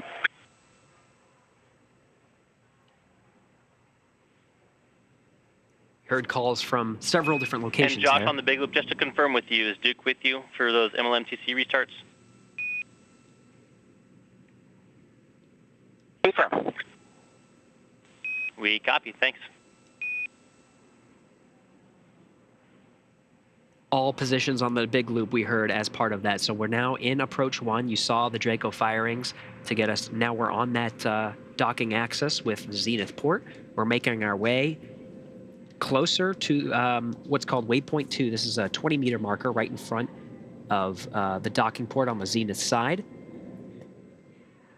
You heard call-outs from Core David Huang here in Mission Control Houston, or Mission Control Hawthorne, rather. Mission Control Houston, Capcom David Brenna talking with Josh Cassada aboard the International Space Station. You also heard that call sign Duke. It's referring to Nicole Mann, also monitoring Dragon's approach.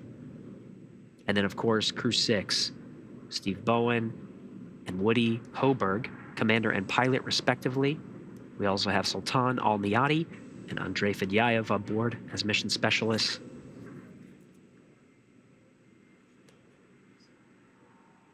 Now, the pause at waypoint 2 is expected to be relatively brief. We are tracking the lighting window. You can see that Dragon and the space station are illuminated by the sun.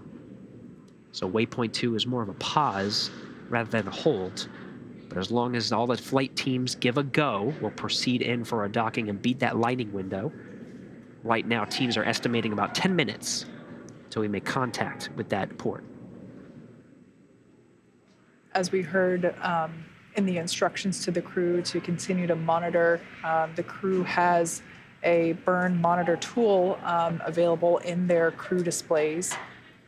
They are able to access that basically from the moment that the nose cone is opened all the way through deorbit burn. It basically provides the information, when we say monitor progress, they're able to have that insight into the expected delta Vs, the magnitude of the burn, how long it will last, and of course the countdown timers for Dragon's prep state of the burn, as well as the burn execution itself. And the training that the crew goes through while they are in the training modules here in Hawthorne, California, actually includes audio from previous missions. So as the Dragon is breathing, is living around them as it steers itself to the International Space Station, they are able to come into the situation well prepared, not startled, and it also allows them to basically know what nominal is for each portion of their flight.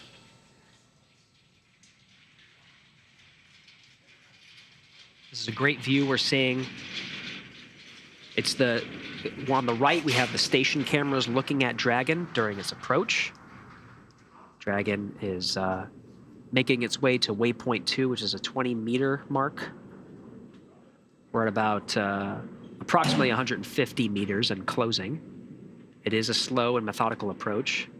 We're also seeing views from inside the cabin. In that center screen, you can see they're tracking the trajectory. The flight computer is also calculating different breakout maneuvers should they need them. But again, we have teams all over monitoring. We have the crew inside Dragon, the crew inside the International Space Station, and flight control teams in Hawthorne and Houston. Everything's looking good for Dragon's approach.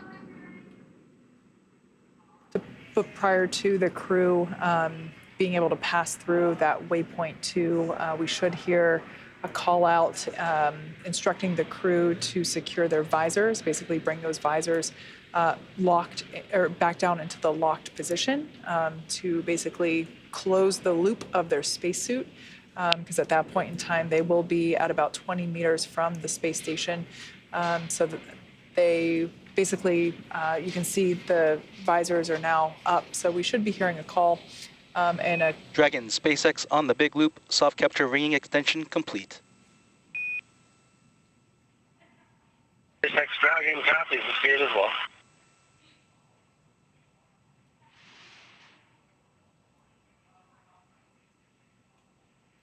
If we get views from the station, here we go, looking at Dragon, soft capture ring is that gray structure in the middle. You can sort of see some of the features. That is, it's a soft capture ring because when it makes contact with the station, it actually has a little bit of give, allows for a softer docking, so it's not hard, although the approach is very slow. And then as part of the docking procedure, the soft capture ring starts to retract and really pulls the Dragon in and allows hooks to drive to the international docking adapter, the hooks being on the Dragon side, that allow for a hard mate to the International Space Station. Space Station flight controllers, in the meantime, are working with the station's attitude control configuration, altering between gyros and different thrusters on the station side. There is a very calculated set of procedures that have to do with a docking to minimize those loads on both spacecraft. pretty cool view here. First time we've really been able to see detail in the solar arrays. Those are the panels there on the side of the Dragon trunk. So that is what basically allows Dragon to help power itself while it is on orbit and while it's making its way to and from the International Space Station. Station Houston on the big loop for procedure review.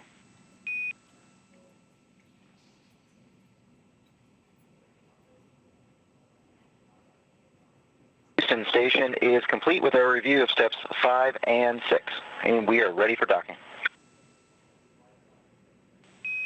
Okay, Houston copies all, and at waypoint 2, Dragon will briefly pause.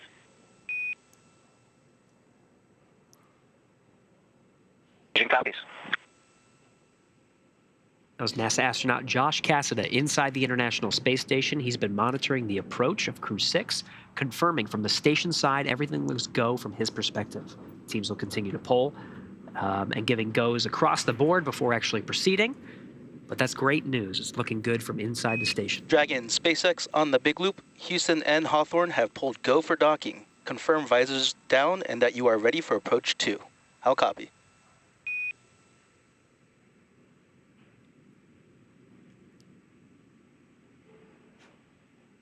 And SpaceX Dragon, our visors are down, and we are ready for docking.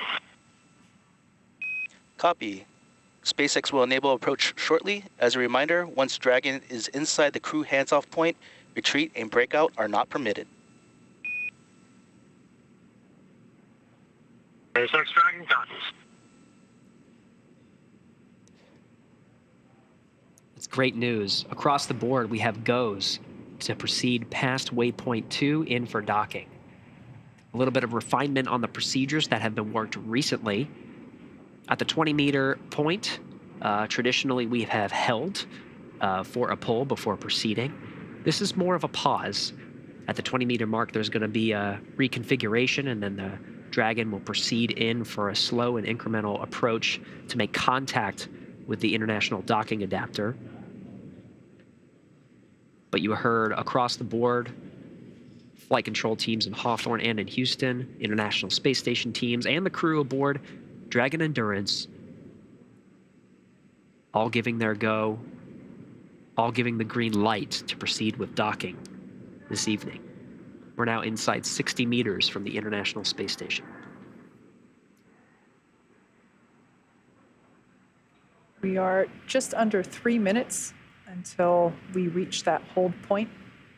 There on screen, we can see those Draco thrusters continuing to fire.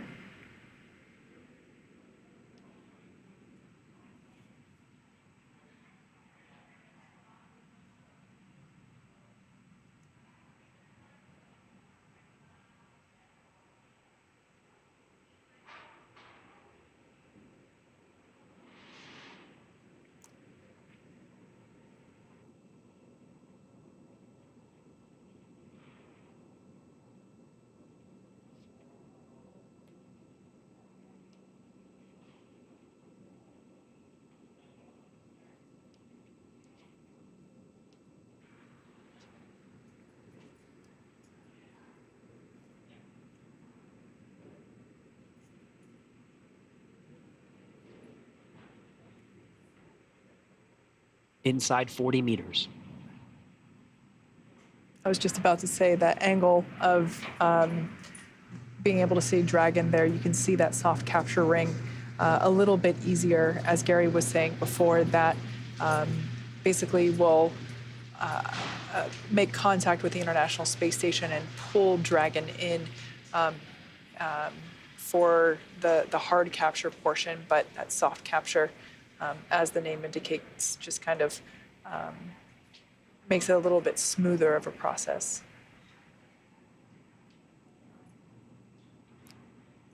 We are entering into a short handover period from some of the tracking and data relay satellites that are providing views from the space station. Fingers crossed we get video during docking. There is a chance that we will lose them. It's not a constraint to proceed with docking. Lighting is a bigger factor. But some of the incremental drops that you're seeing as part of our coverage is the tracking and data relay satellites that are providing the video that you're seeing right now.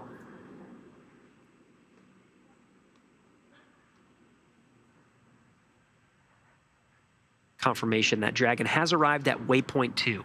As predicted, it's going to pause and reconfigure for its approach 2.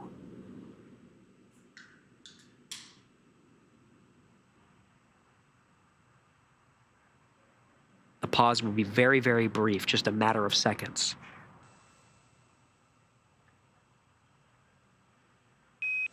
We see your docking hooks not open. Warning. Investigating.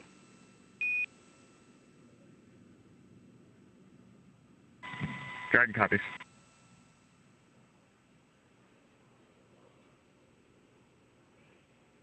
So you heard that as part of those checks that we need to give the go. Even though they pulled go, we're going to continue to check all the systems on board Dragon before actually proceeding. Station Houston on the big loop. Dragon is going to hold here. Station copies. And there's that confirmation. So again, it was a reconfiguration, that pause at waypoint 2. This is built into the procedures, doing an incremental series of checks. It looks like we were looking at the hooks to make sure those hooks are the ones that are actually going to drive and create what's called a hard capture of the Dragon to the International Space Station. It secures the Dragon firmly to the station to allow for the next series of very important steps of pressurization and equalization.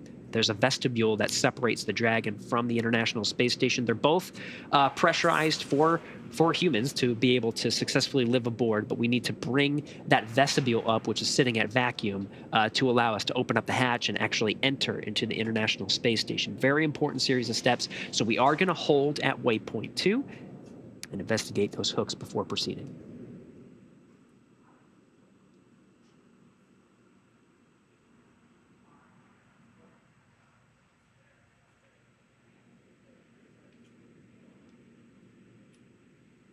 With the hold, we are regaining video from the tracking and data relay satellites. And Dragon SpaceX on the big loop for hook status.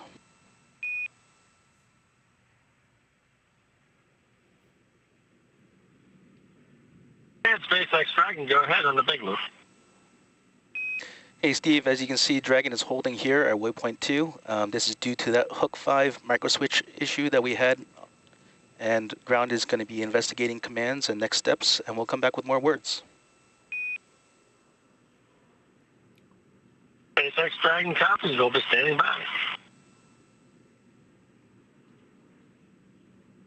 So a little bit of back and forth there between Commander Steve Bowen and SpaceX Core David Huang, just indicating that the teams here on the ground are going to investigate and troubleshoot the hook alarm that they noticed, and that they will come back with more information and instructions just momentarily. I'd like to point out, because we keep hearing from basically a single source from SpaceX Mission Control. It's that core. Obviously, different personnel than it was 24 hours ago, because we utilize shifts. But that core is basically the person that is responsible for communicating all things to the crew from SpaceX Mission Control. It's very similar. There's a view there. That's David Huang now. And it's very similar to NASA's Capcom at JSC. That person's the point person to basically make decisions on distilling all the technical information that they are receiving from the launch teams if it is launch day, or now the docking teams as we are getting ready to dock, and really distill the critical information, relay it up to the crew, and get their feedback if it is one of those scenarios.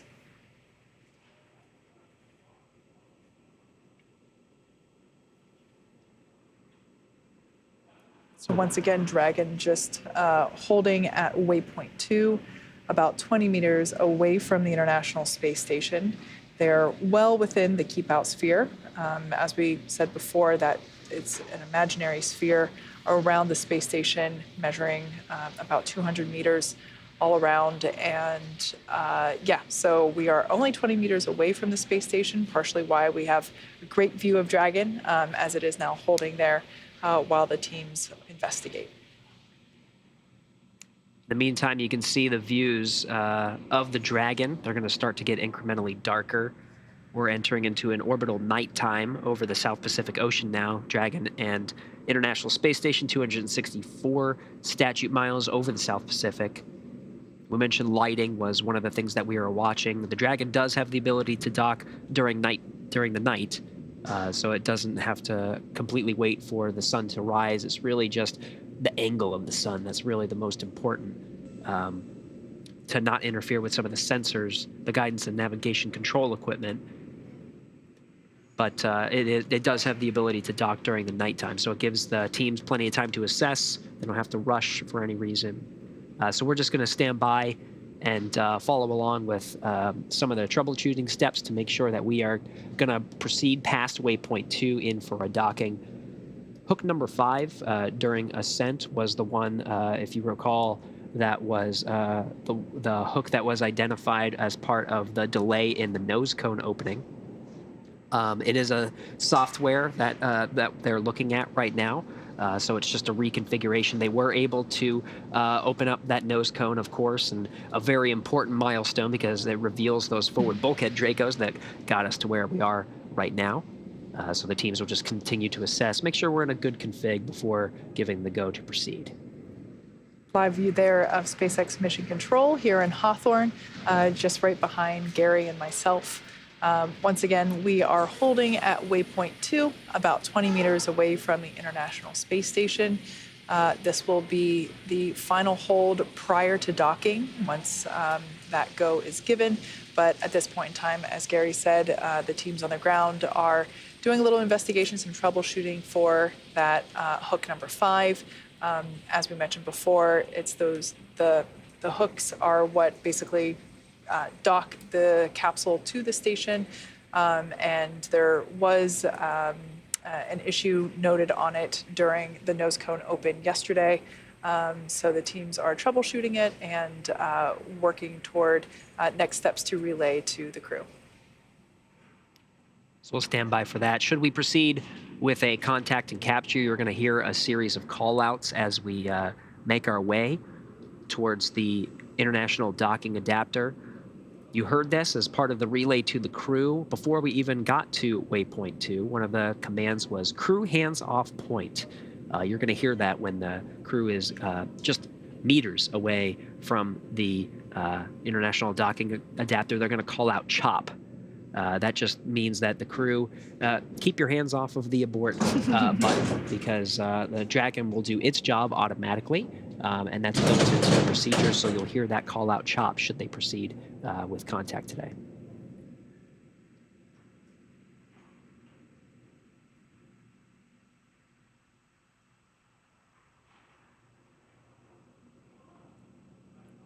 Teams here in Mission Control in Hawthorne are the ones looking at the Dragon. Dragon, SpaceX on the big loop for vehicle status. And SpaceX Dragon, go ahead. Ground is still working on investigating a path forward. The docking system is configured as expected, but believe we will require a software override to continue with docking. Vehicle is healthy, no crew actions at this time. Over 2 hours of hold time margin at waypoint 2. Hop copy. SpaceX Dragon copies all. We'll be waiting.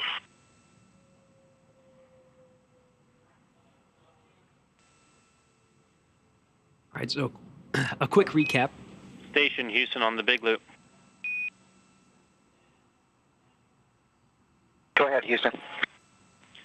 Hey Josh, we expect you guys to be in block Delta, step 3 or 4 of your approach and retreat monitoring at this time.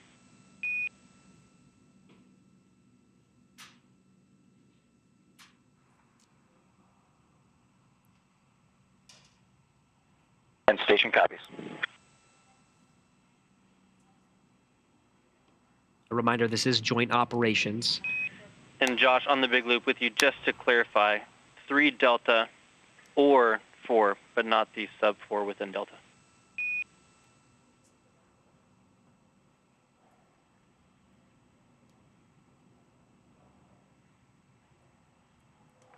Okay, we copy. Thanks, David. Yep, we're staring at step 4. Thank you.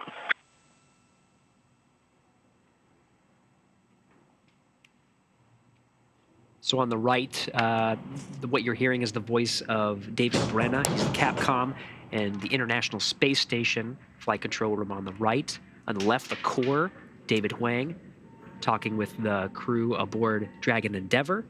Everybody working together to monitor the approach. You heard the calls on the right, on the station side. Josh Cassada at what's called the Rendezvous Proximity Operations Panel. His job is to monitor the approach of Dragon Endeavour. In the meantime, the crew aboard Dragon is standing by for the flight controllers to reconfigure the software as they relayed up to the crew to make sure that those hooks are in a good configuration. Those hooks very important for securing Dragon to the International Space Station. You also heard the call that they have a 2-hour margin at waypoint 2. Don't expect to hang here for 2 hours, but it just indicates they're measuring the prop levels that are aboard the Draco engines. And it's not like they're going to run out of fuel at 2 hours. It just builds in the time that they have 2 hours to work the issue. And then if they do need to abort the docking today, they could make their way with plenty of prop to a 24-hour safe trajectory and reattempt. But that's all built into the procedures. So we have plenty of margin today for the teams to work this. Yeah, that's exactly right. And yeah, as we heard from SpaceX core David Huang, it's likely that they will have to force a software reboot, but the vehicle remains healthy and no crew action necessary at this time. So the crew inside Dragon Endeavour is basically just standing by, waiting for further actions to come once the troubleshooting has completed by the teams here on the ground.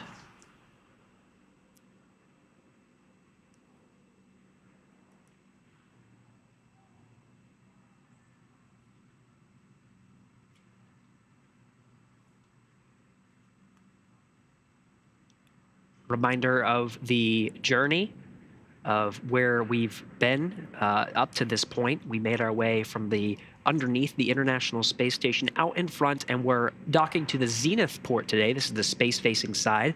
So you can see if you follow that line, we're at waypoint 2, holding 20 meters right in front of the Zenith docking port. So we're inside the keep-out sphere. The 20-meter hold point, again, is perfectly fine to hold at this point. We reviewed the 2-hour hold margin that's built into the procedures to allow us to work the software issue before proceeding for docking.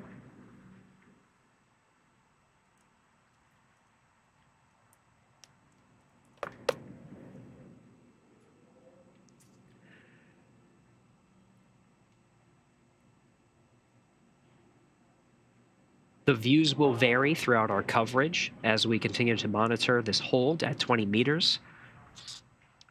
The tracking and data relay satellites from aboard station providing views of Dragon holding.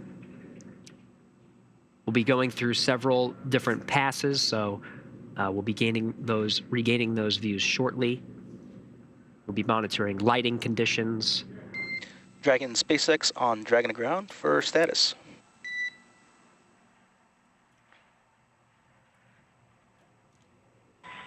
Dragon 20, go ahead.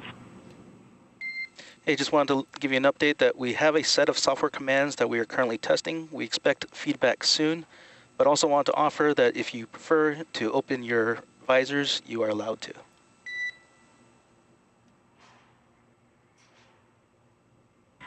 Okay, thanks. Copy. I've got a software fix in work in testing now, and we're going to open visors.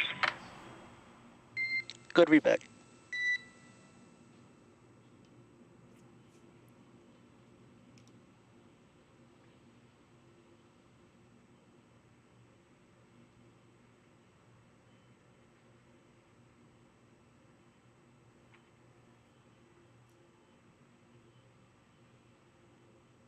All right, for those just tuning into our coverage, Crew-6 and Dragon Endeavour are holding about 20 meters right in front of the docking port. As they made their way in, at the waypoint 2, there was a 30-second pause built into the procedure. Dragon SpaceX on the big loop for status. We'll just hold for this call.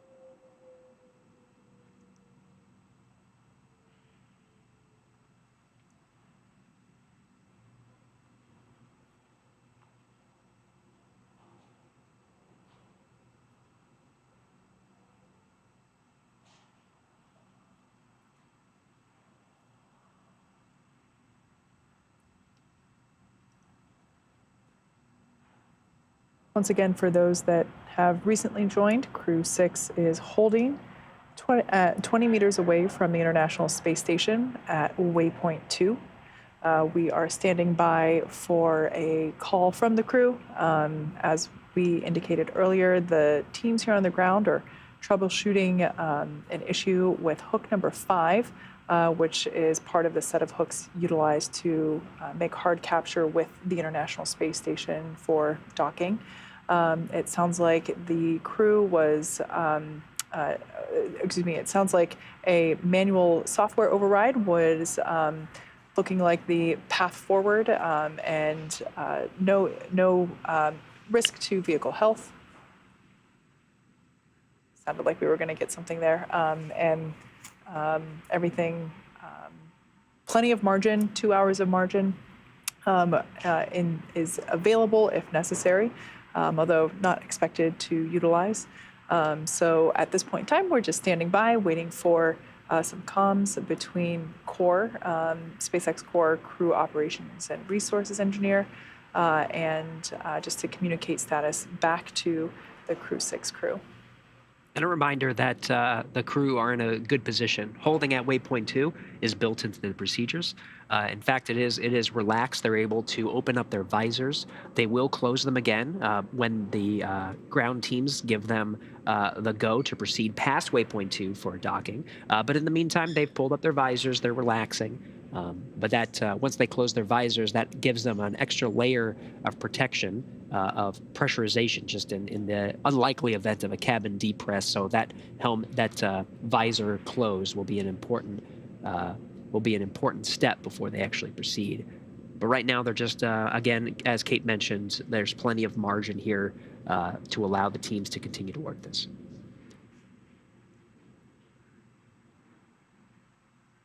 As we mentioned before, they are holding at 20 meters, which I personally am not great at feeling out or really being able to tell what distance is. So I actually looked it up. It's about the distance between the pitcher's mound and home plate. So that's roughly how close they are to the International Space Station. So they're in good position. There's no rush. Like we said, we have 2 hours of margin in order to allow the teams on the ground to complete the troubleshooting for that hook. But we are standing by waiting for further instruction to the crew. We did hear that they were go for lifting their visors. They were asked to put their visors back down right before waypoint 1, I believe it was. And now that they are just holding at that 20-meter position, they're at waypoint 2. As the teams are working this issue, they were able to relax a little bit, continue to monitor the status on their crew displays, and lift their visors up. Now, once they get aboard the International Space Station, Crew-5 has done a lot of preparation work to welcome them. In fact, once we'll continue our coverage after the Dragon docks to the space station, and we'll toss it over to Johnson Space Center to continue our coverage through the pressurization of the vestibule, hatch opening, and then we'll do a welcome ceremony with 11 crew members on board. But Crew-5 has done a lot of work this past week to make sure that the Crew-6, once they enter the station, can get pretty comfortable. There is going to be some time of shifting the schedules, so that will kind of make its way over the next couple of days.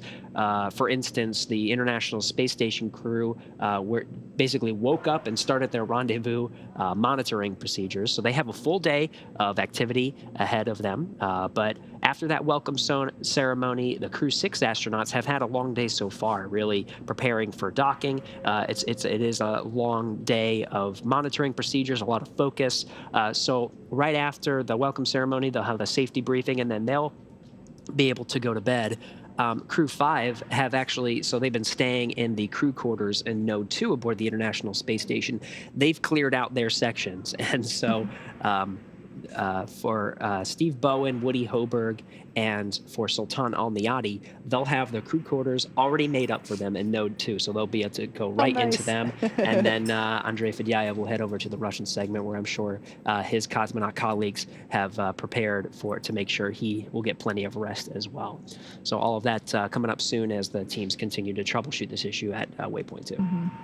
As we've mentioned before, once you get on station, it is go, go, go. We've heard from pretty much every astronaut that has been on one of our launch or broadcasts.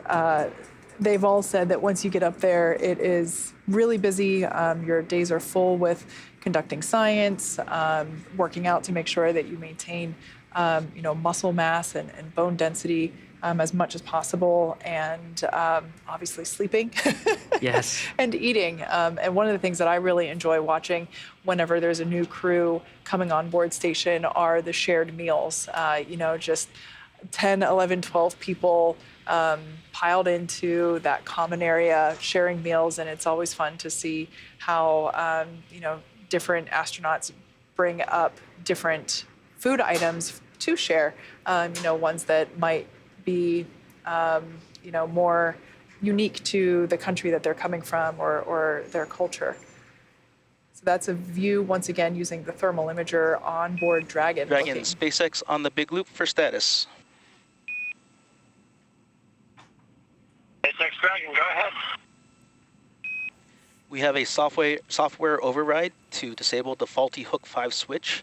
We have verified through other telemetry that the hooks are all open and configured for docking. Software is testing this command and still needs a few minutes, as this is a gate to resuming. No crew actions at this time. How copy?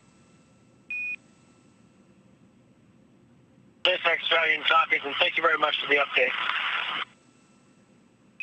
Copy, Steve, and we'll let you know when we've confirmed that testing and configured Dragon, and then crew will be primed to resume.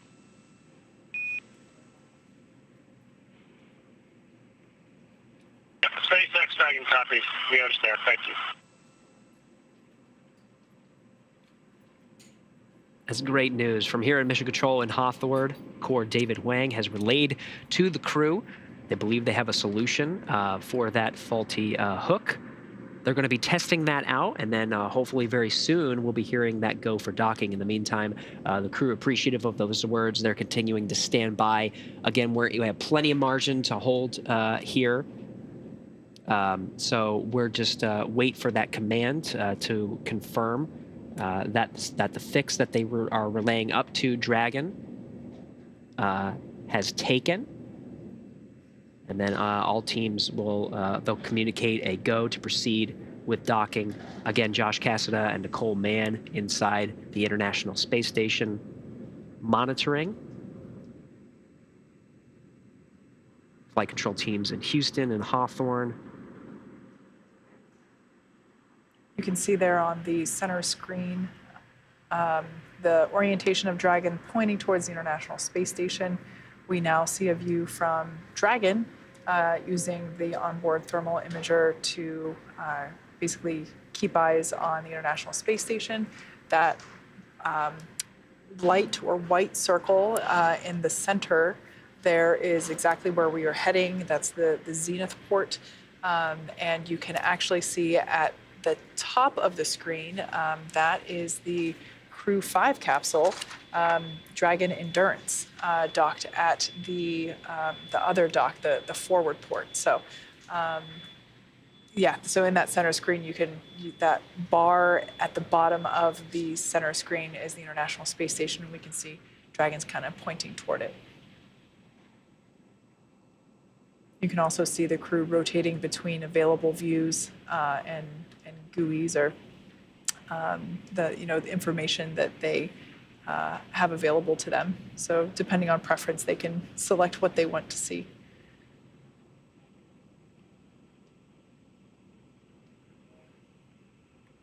Now the software override that they're sending up to Dragon, commanding up to Dragon, that's going to take a couple of minutes.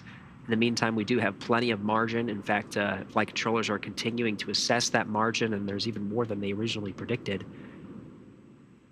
So there is plenty of time to work this, and you can see the crew just standing by. There's no commands that need to be issued from inside Dragon, all of the commands being done from here on the ground.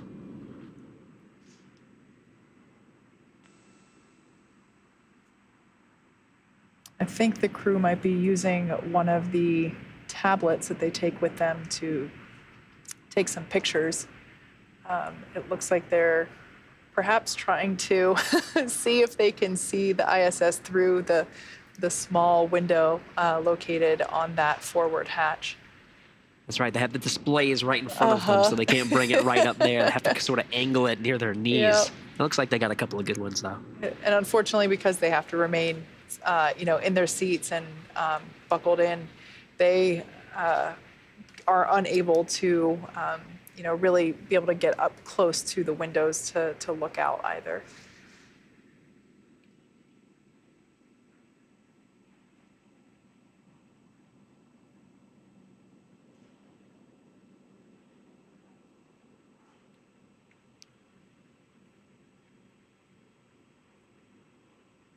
It's been more than 24 hours up to this point. And of course, they haven't had to remain in those seats for that full 24 hours. Shortly after Dragon separated from the Falcon 9 and they had good Dragon Draco engine checkouts, they were able to doff their suits and essentially move freely about the cabin for much of their rendezvous time, so much of the 24 hours. Yeah, I believe it was actually just as we were coming on air about 2 hours ago. The crew were just donning or putting their suits back on. So yeah, you're exactly right. They spent the majority of that time in not their spacesuits. And again, we'll be continuing our coverage after a successful hard dock to the International Space Station. We'll hand it over to the Johnson Space Center to continue coverage through the pressurization of the vestibule, hatch opening, and the welcome ceremony. You'll hear calls, of course, once they have a successful hard mate to the International Space Station, they'll be able to get out of their suits again. You'll hear calls that they'll be able to doff their suits and hang them out to dry.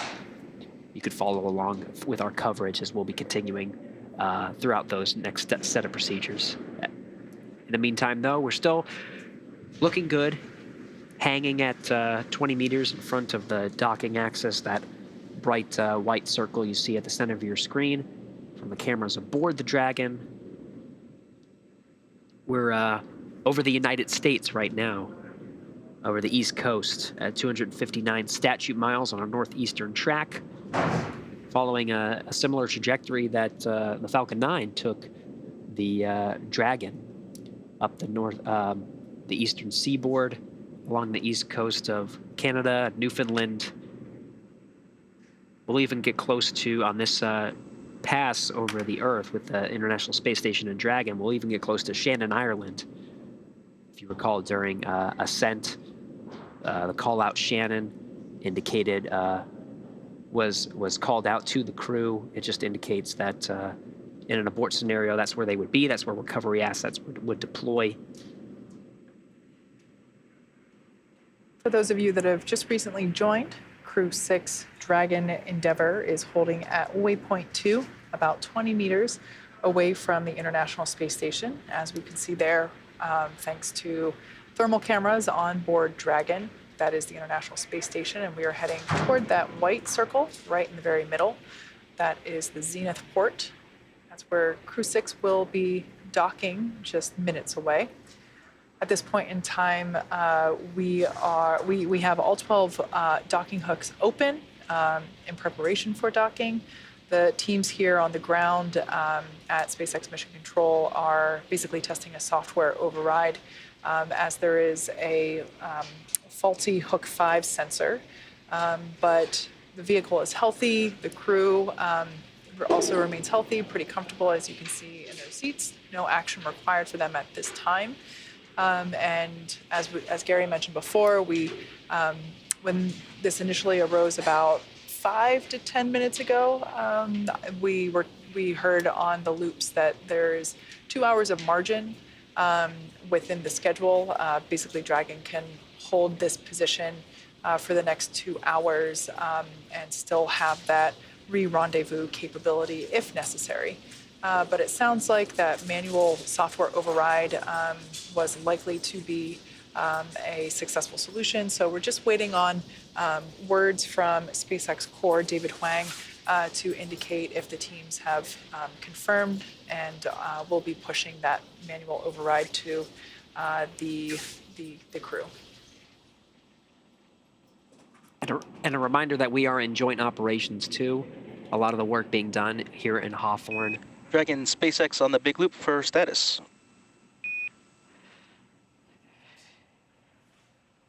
SpaceX Dragon, go ahead.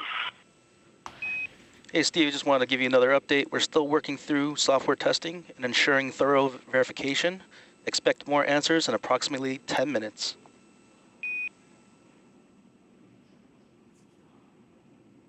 SpaceX Dragon copies. We'll be standing here.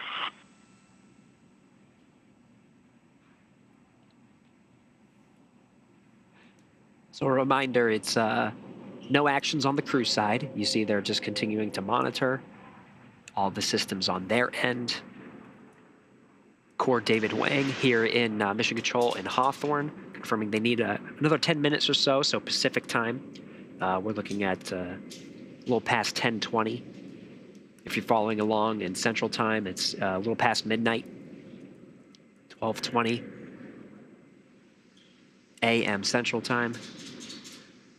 And that's just a status indicator for the teams as they continue to work this software override commanded from the ground up to the Dragon.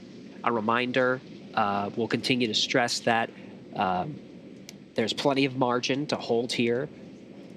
Teams are continuing to look at their propellant that keeps Dragon stabilized in its current position. So it's not necessarily just holding without firing. There are thruster firings that have to happen in order to keep it at the position where it is. Last status update we got from the teams here in Hawthorne was it was trending in a better direction than originally anticipated, meaning that we might actually exceed the 2-hour margin that was originally relayed to the crew. so we can use that if necessary. They'll continue to monitor, though, throughout the hold. They'll continue to get estimates on the propellant that's used as the teams assess that software issue. Again, we're expecting now less than 10 minutes until a new status is relayed to the crew. So as Gary said, we are holding at waypoint 2, about 20 meters away from the International Space Station. We're expecting more information in about 10 minutes as the teams on the ground here basically provide thorough verification that software override will fix that faulty Hook 5 sensor. There on the left-hand side of your screen is Commander Steve Bowen. I'd like to take a minute to share a little bit more information about his background. He was born in Cohasset, Massachusetts, and holds a bachelor's degree in electrical engineering from the U.S. Naval Academy and a master's in ocean engineering from the Joint Program in Applied Ocean Science and Engineering at MIT and Woods Hole Oceanographic Institution. In July 2000, Bowen became the first submarine officer selected as an astronaut by NASA. This will be Bowen's 4th trip into space as a veteran of 3 space shuttle missions, STS-126 back in 2008, STS-132 in 2010, and STS-133 in 2011. Bowen has logged more than 140 days in space, including 47 hours, 18 minutes during 7 spacewalks. As a mission commander, as the Crew-6 mission commander, he will be responsible for all phases of flight on board Dragon, from launch all the way through re-entry. Next, we have the pilot, Woody Hoberg. He's from Pittsburgh, Pennsylvania, earned a bachelor's degree in aeronautics and astronautics from MIT, and a doctorate in electrical engineering and computer science from the University of California, Berkeley. He's also a commercial pilot with instrument, single-engine, and multi-engine ratings. The mission will be Hoberg's first flight since his selection as an astronaut in 2017, and as pilot, he'll be responsible for spacecraft systems and performance aboard Dragon.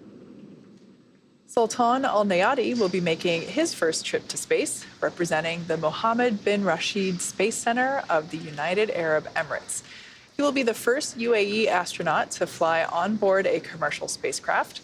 On board Dragon, Al Nayati will serve as a mission specialist, working to monitor the spacecraft during the dynamic launch and re-entry phases of flight. He spent time in the UAE military prior to becoming one of the first 2 individuals selected by his country when they started their space program just a few years ago. And last but not least, Andrei Fedyaev will be making his first trip into space. He also serves as a mission specialist working to monitor the spacecraft through the dynamic launch and re-entry phases of flight. He was selected as a cosmonaut in 2012 and is now the 2nd cosmonaut to fly aboard the SpaceX Dragon. Again, these roles are when they are inside Dragon, but once we dock to the International Space Station, they'll become members of Expedition 68. As I mentioned before, one of the things I really look forward to seeing once there's a new crew on board is really just seeing everybody come together and share food at meal times. And given the diversity within this crew and the crew members that are already on station, I think there will be some really great meals and stories, really great meals and stories to be shared. That's right. Once we have the Crew-6 astronauts enter the International Space Station, we'll bring the population of station up to 11 crew members. That'll only be for a short time, though. We're looking at approximately a 5-day handover to allow everybody to get into their respective roles and responsibilities. Crew 5 will be handing over a lot of their responsibilities over to Crew 6. This direct handover allows the Crew 5 astronauts to brief Crew 6 on life aboard the International Space Station, get them familiarized with a lot of the systems on board. Of course, they've been training for months, sometimes years, on a lot of the systems aboard the International Space Station, but nothing like the real thing. So they'll give them a brief of life aboard, make sure they're good to go, and then Crew 5 aboard Dragon Endurance will enter their spacecraft and splash down off the coast of Florida. Yeah, it's incredible to think that they were doing this exact same thing just 6 months ago. Right. And as we heard Josh Cassada mention earlier, he's excited for the Crew-6 team to arrive, but also because it means that they get to go home and see their families soon. So it's been a lot of time conducting experiments. That's one of the biggest things that astronauts do on board the International Space Station. Of course, eating and sleeping and working out to maintain physical health while in that microgravity environment is important. But one common theme that we hear from crew members that return to Earth is just that it's a very busy schedule whenever you are on station. It's exactly that. It is a schedule. As you mentioned before, Gary, the various shift planning, especially whenever there's a new crew coming up to the space station, it's a lot of coordination. A good reminder that it is a truly busy time. Even now, we're about to see 2 Dragons dock to the International Space Station. Definitely not the first time we've seen that. We've had a lot of these handovers between crews aboard Dragon. You can actually see that Crew-5 capsule there at the top of that thermal image that was on the right-hand side of your screen. So that's a view of the Crew-6 capsule holding there at waypoint 2, that 20-meter mark from the International Space Station.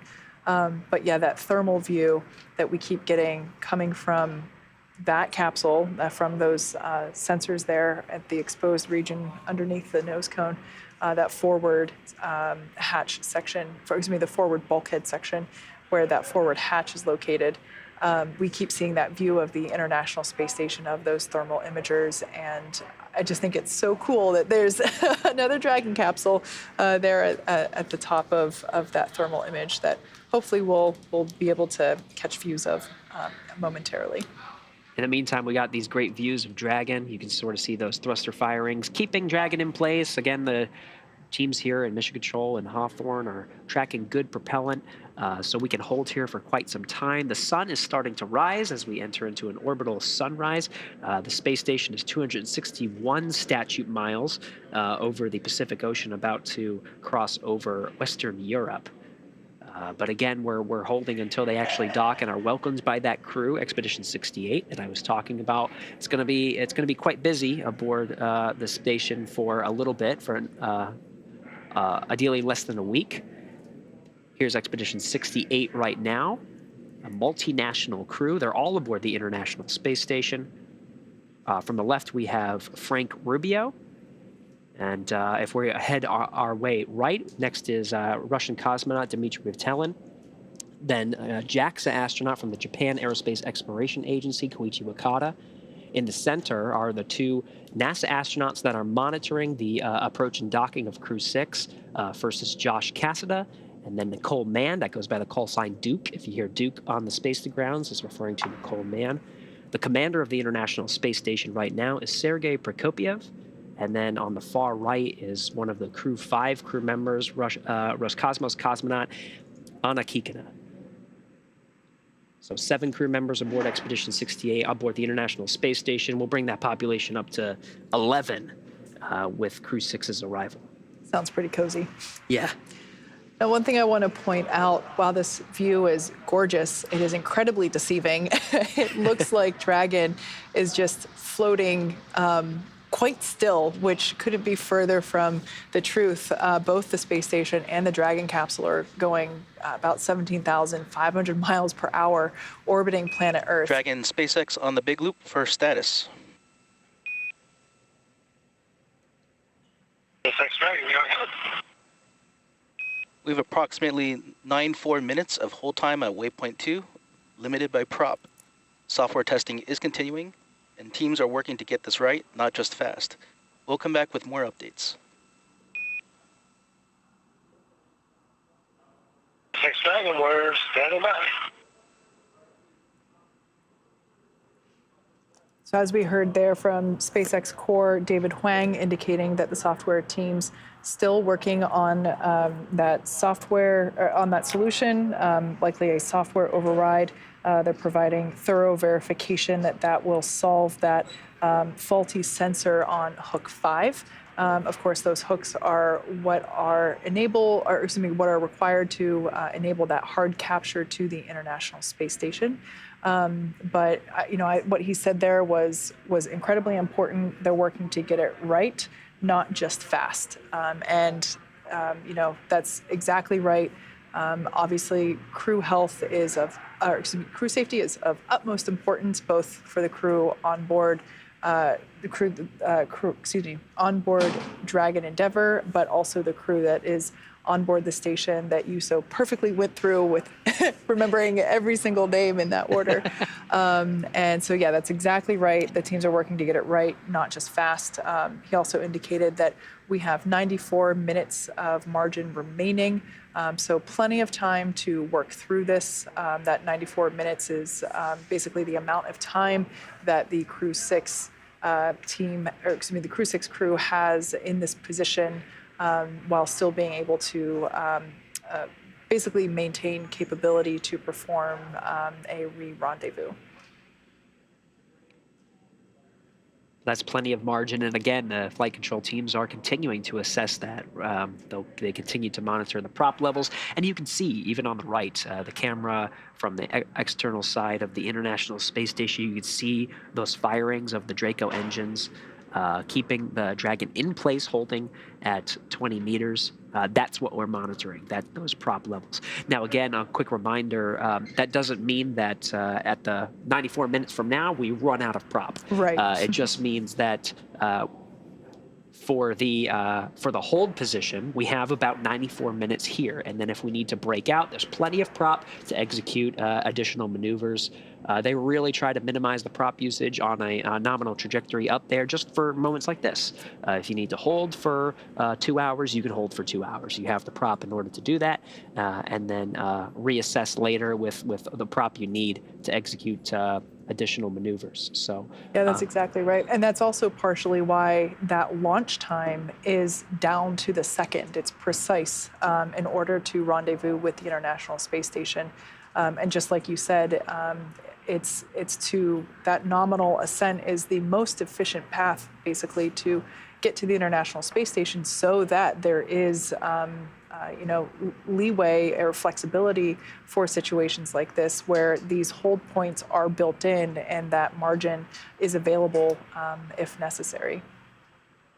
So once again, Dragon continuing to hold there at waypoint 2, 20 meters away from the zenith port of the International Space Station. Live views coming from inside Dragon Endeavour. They're on the left-hand side of your screen. We have Commander Steve Bowen on that seat to the left, and to his right is Woody Hoberg, who is the pilot. It seems like they have their arms up, but they are in microgravity, so their hands are actually just floating there. It's a pretty comfortable position. That view on the left-hand side of your screen is coming from the Dragon capsule that is on the right-hand side of your screen. It's a thermal image of that zenith port, which is the intended destination. In this view, we should be able to see some of that, some of the firings of the Draco thrusters as Dragon maintains its position there at waypoint 2. As I mentioned before, this view is a little deceiving because we can't see, planet Earth for that frame of reference. So it looks like everything is just at a standstill, but of course it's orbiting Earth, meaning it's going incredibly fast. But still in position, or it looks like it's still with relative position to the ISS. Right. It kind of looks black, too. Of course, there are plenty of stars in the sky, but a lot of what's being played with the camera on the outside of the station is exposure. The sun is illuminating the side of the capsule, so we're not able to make out a lot of the stars. There's also atmosphere that affects that. So that's why you see that blackness. But there's going to be a lot of sunlight from where we are now. The station is 261 statute miles over the Mediterranean Sea. It just passed the southern coast of Italy on a southeastern track. And it's morning over in Europe, so it's going to make its way southeast. We're going to be passing over Egypt soon and make our way down. And we'll be in this sunlight position for a while.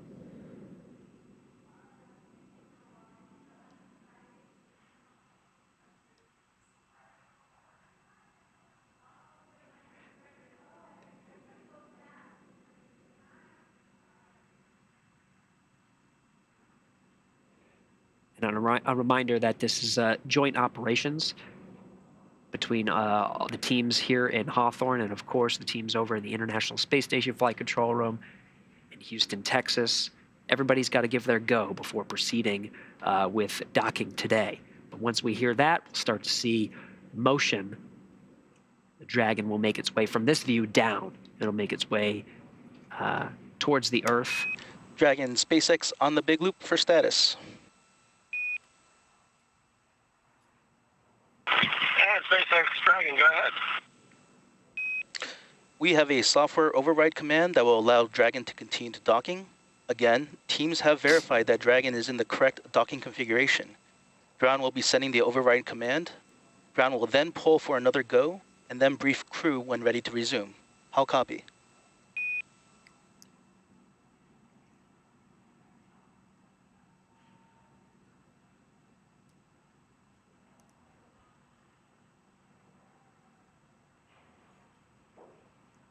SpaceX Dragon on the big loop, you were cut off. Copy, Dragon. I'll repeat. We have a software override command that will allow Dragon to continue to docking. Again, teams have verified that Dragon is in the correct docking configuration. Ground will be sending the override command, and then pull for another go, and then brief crew when ready to resume. How copy?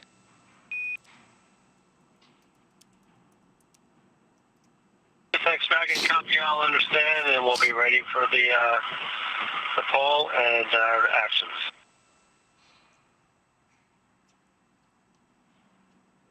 All right, good news there coming from SpaceX Core David Huang, letting the Crew-6 know, letting the Crew-6 crew, letting them know that the teams have worked through that override. Station Houston on the big loop for comm.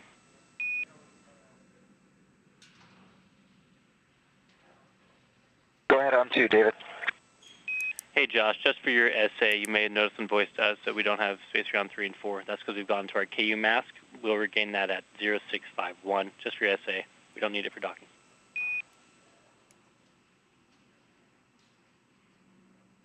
Okay, appreciate the heads up. 0651 to get KU back.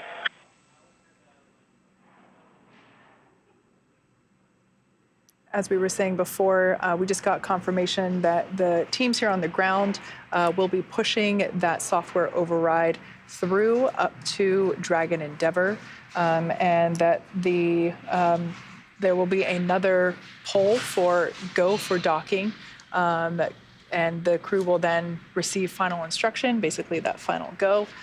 So that if that override is being pushed through currently, that should take hopefully just a couple of minutes. As we said before, we had 2 hours of margin to hold here at waypoint 2, 20 meters away from the International Space Station. So we're still well within that margin. And as the SpaceX Core indicated, that the teams were looking to get it done right, not fast. And so we're pleased to hear that the solution has been identified and is being pushed up to the capsule. And that call you heard from Mission Control in Houston up to Josh Cassada is confirming that the KU link is currently masked until 12:51 a.m. Central Time, 10:51 p.m. Pacific Time. So right now the teams on both sides Station are pulling. Houston on 2 for Frank and exercise. Due to the exercise constraints with the hold we're in, we're going to defer your 0T2 ops and your ARED that are hard scheduled for today.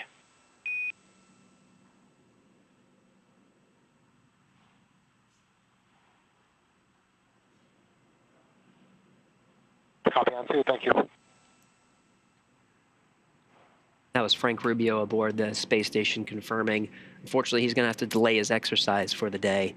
The T2 being the stationary bicycle, ARED being the sort of a weightlifting machine that's configured for microgravity, so it uses hydraulics. But they want to minimize loads, impacts, vibrations on the International Space Station for docking operations, so they're going to hold on that for a little bit. I was mentioning the KU mask. That's going to be in effect until 10:51 p.m. Pacific, 12:51 a.m. Central. which means as the teams are polling, you can see the flight control teams here in Hawthorne. They're also polling with the International Space Station flight control teams to proceed past waypoint 2 in for a docking. If we do that very shortly, we may not get KU, which means we may not get views.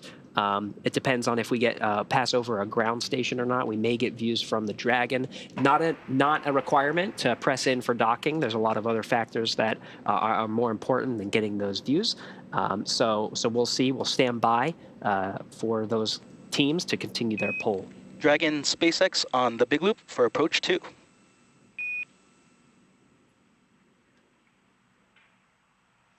SpaceX Dragon, any copy? Ground has polled go for approach 2. Confirm crew readiness for final approach and that visors are down. As a reminder that once Dragon is inside the crew hands-off point, retreat and breakout are not permitted. How copy?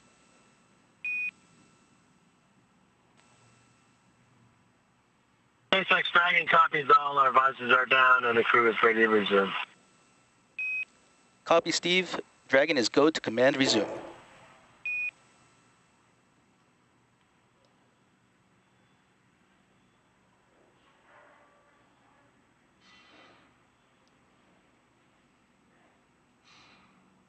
All right, so great news there coming from SpaceX Core indicating that poll for docking was conducted. SpaceX Dragon, we have resumed. The poll for docking was conducted once again. Dragon is in approach 2 prep. Go for docking, and we're now in prep for to approach the International Space Station. It's a 30-second pause before the Draco engines start firing to get us closer to the International Space Station. So we'll hear another call once Dragon is in motion.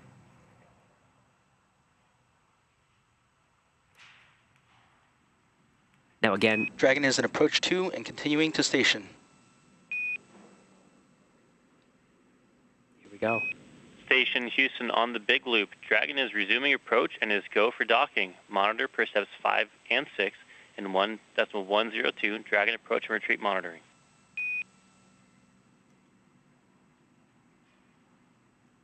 Station copies. We are in steps 5 and 6. Now, if we can bring you views from inside the capsule, again, we will try. Unfortunately, we don't have any live views at the moment. However, those crew displays that the crew has available to monitor progress, they actually will have a live camera basically showing how close they are to that the zenith port, and they are able to monitor the progress again, being able to see which Draco thrusters are firing when. But we're looking forward to seeing the crew continue on this docking journey. Now, even though we don't have views, we are getting telemetry, so we're coming up on, we are making some motion. It's just a little bit, we did increase a little bit of distance while we were at the hold point, so we got out to about 25 meters, so now we're making our way in. We're at about 20 meters now. We'll stand by for contact and capture. You heard that reiteration from the ground of that crew hands-off point. That will be called up to the crew. It's called CHOP. They make an acronym for it. So you'll know that the crew cannot issue an abort command at that point. But right now we're looking good. 18 meters in closing. Live view there of SpaceX Mission Control. That is where we've been hearing those core updates come from. But at this point in time, Dragon is back to closing that distance, as Gary said, closing that distance for docking. There will be a soft capture first, then followed by hard capture. We saw that soft capture ring in earlier views of the Dragon capsule. So that soft capture ring will be... 10 meters. Copy, 10 meters. A call from inside Dragon Endeavour, 10 meters in closing. We'll get those calls from the crew, including CHOP, and then confirmation of contact and capture. Visuals are not a requirement to proceed with docking, so even though we don't have KO, even though we don't have videos, we do have plenty of telemetry coming down to give us the confidence we need. And of course, we have the crew aboard Dragon Endeavour and International Space Station that are witnessing the action now.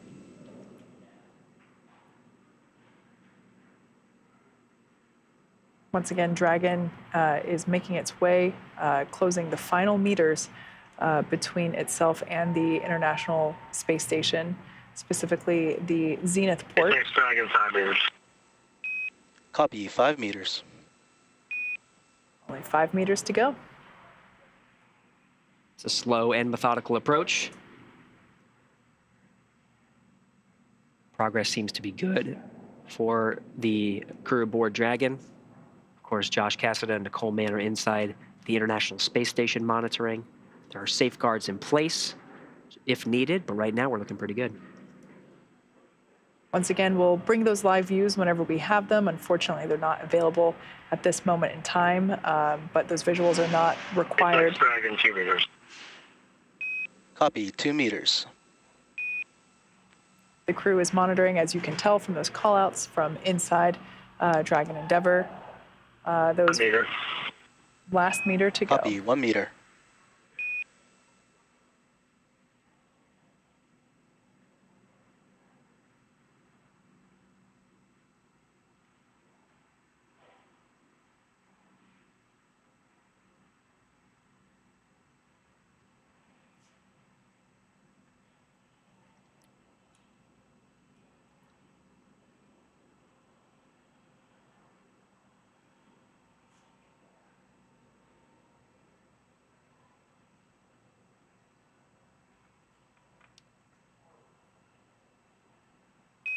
Dragon, SpaceX on the big loop, soft capture confirmed.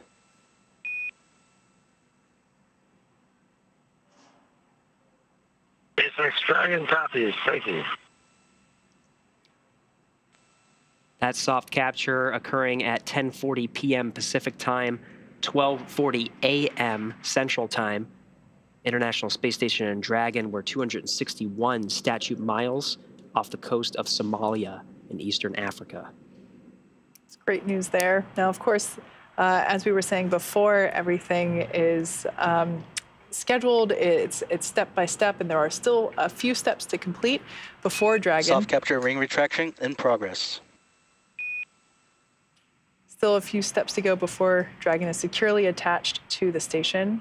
So there we just heard the call out that soft capture ring retraction was in progress.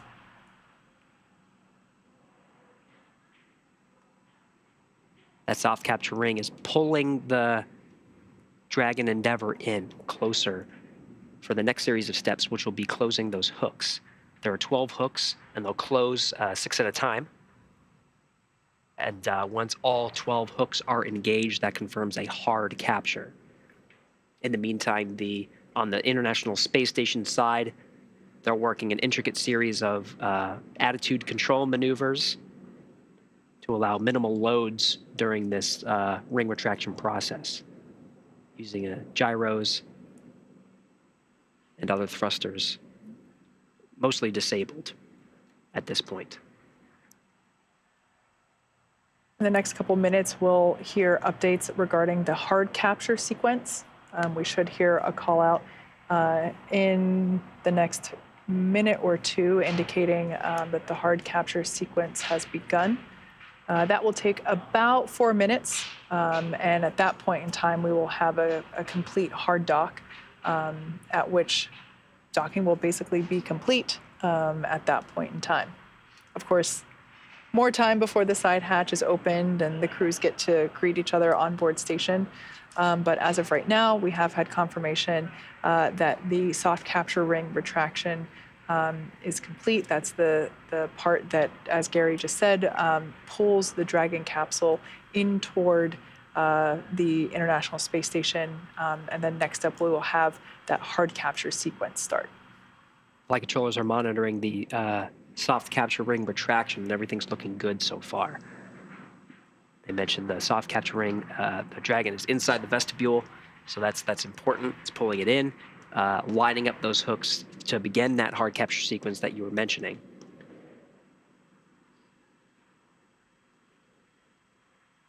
Again, visuals are not a requirement for this process. We're getting plenty of telemetry and confidence from the teams on the ground. Things are proceeding nominally. Of course, those readouts from the crew aboard Dragon and the International Space Station monitoring as well. Everything's looking good.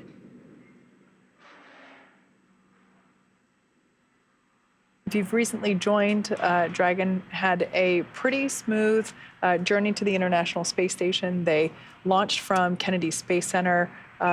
Dragon SpaceX on the big loop, ring retraction complete. Docking sequence is holding for MCS reconfiguration.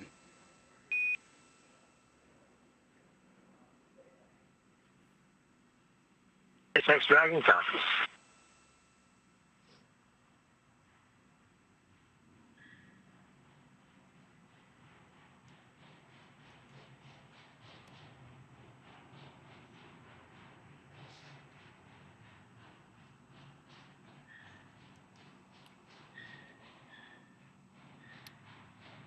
Flight control teams monitoring a good ring retraction. Right now they're pausing to allow International Space Station attitude to configure. I mentioned a series of intricate maneuvers to make sure to minimize the loads on the Dragon through the docking process. Once those hooks are engaged, they can go back to a nominal configuration. But in the meantime, there's this pause. Of course, we'll be standing by for that hard capture sequence. We did upload that software override for the hooks. That'll be an important milestone to make sure that those hooks engage for a hard capture, so we'll stand by and wait for that. But again, we did have a soft capture confirmed at 10:40 p.m. Pacific time, 12:40 a.m. Central time.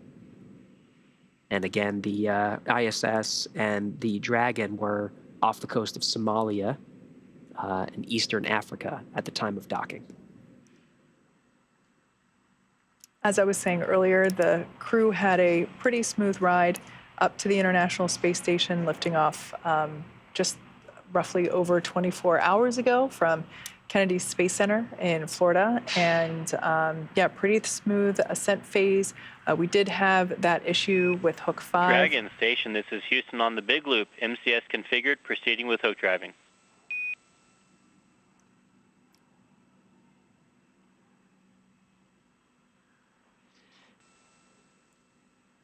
SpaceX Dragon copies.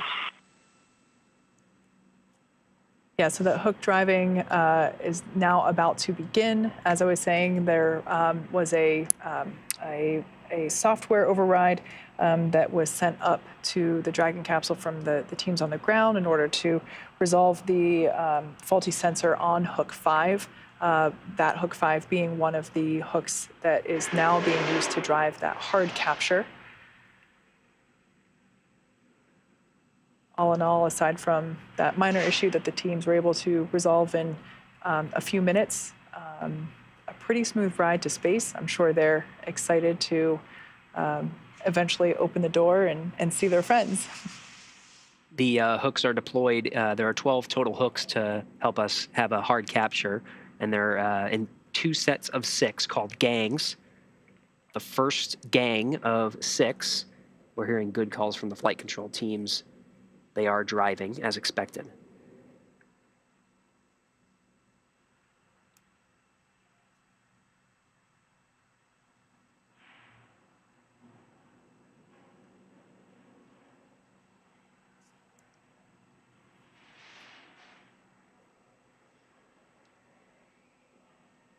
Once again, Dragon Endeavour now underway with the hard capture, the driving of those 12 hooks, as Gary just mentioned, operating in 2 sets of 6. The first set sounds like everything is going well. The second set to follow. And once hard capture is complete, that basically means that Dragon will have docked. Now, Dragon has driven itself autonomously to the space station. So at this point in time, the crew continues to monitor the progress as those hooks drive.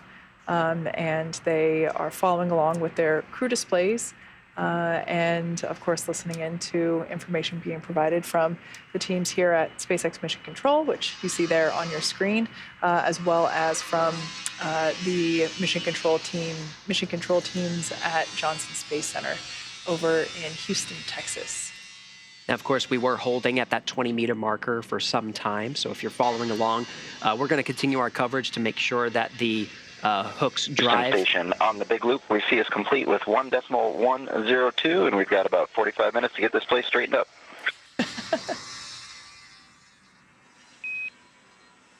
Josh, we copy and concur. Sounds good.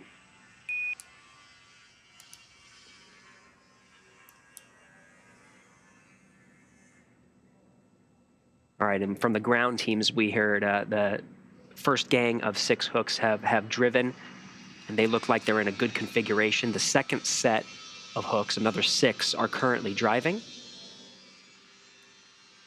We'll continue to monitor the progress of those. Again, once these hooks are driven, that is that hard dock to the International Space Station. It kicks off another series of steps. They'll be able to doff or take off their suits once the Dragon is fully engaged to the International Space Station for that hard dock, and they'll go through a series of steps to get those hatches open, and that'll take some time. Again, we were holding at that 20-meter hold point for quite some time, so if you're following along with our coverage and want to continue with our coverage, we'll hand it over to the Johnson Space Center to take us through hatch opening and the welcome ceremony. Everything is shifting slightly to the right. If you're following in Central Time, we're looking at hatches open approximately 2:18, and then a welcome ceremony around 3 a.m. Central Time. Of course, those are approximate. They'll have to go through the procedures, and we'll monitor KU, but just to give our viewers a good indication of what we're looking at so far, for those who want to stick around and see the astronauts of Expedition 68 welcome Crew-6, who are also joining Expedition 68.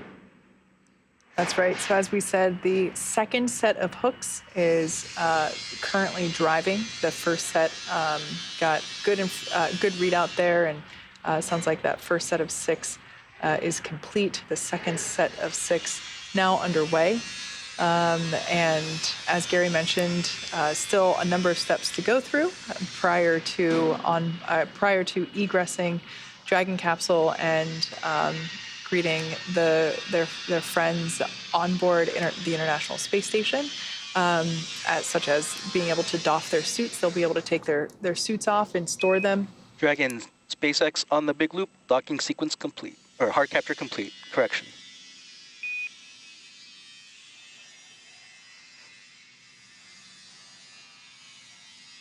SpaceX Dragon Cop, a hard capture complete.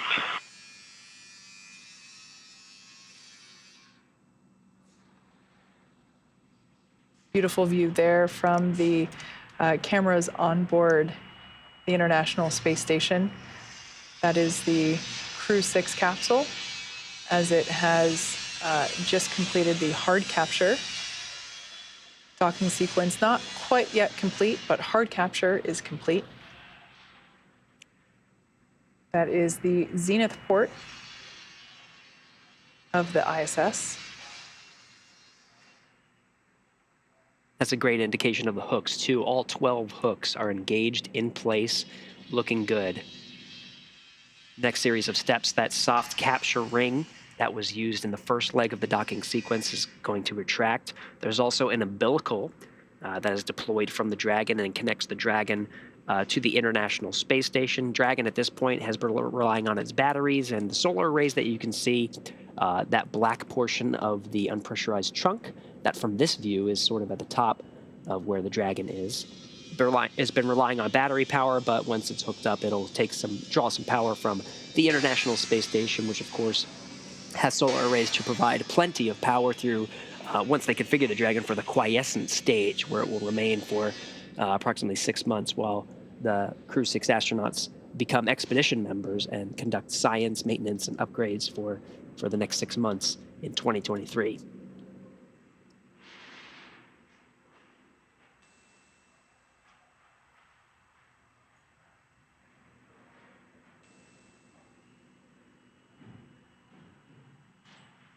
So at this point in time, we're just waiting to hear the confirmation that the docking sequence is completed. We're expecting the core to give a call to the crew to indicate that they can doff their spacesuits and just to let them know that that entire docking sequence is complete. we did get confirmation that the hard capture portion was complete. So awaiting that awaiting that call from SpaceX core.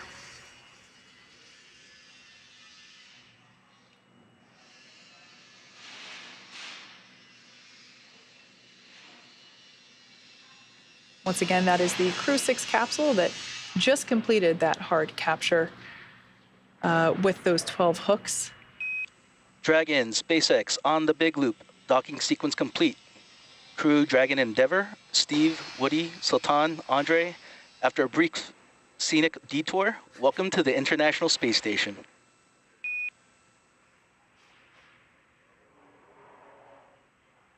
Thanks, Dragon copies. We're happy to be here.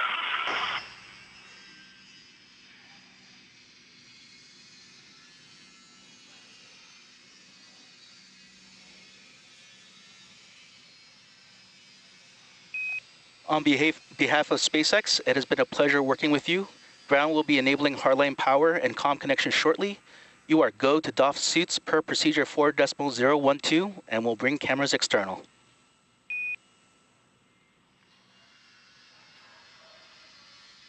Thanks, Dragon copies, and we'll be picking up 4012.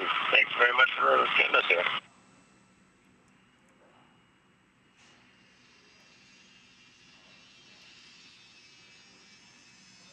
All right, great news there from SpaceX core indicating that Dragon has completed its docking sequence. The spacecraft. Dragon, this is Houston on the big loop. Sultan, Andre, Woody, and Steve. Ahlan wasahlan, Dobry Pajalavat, and welcome to the International Space Station.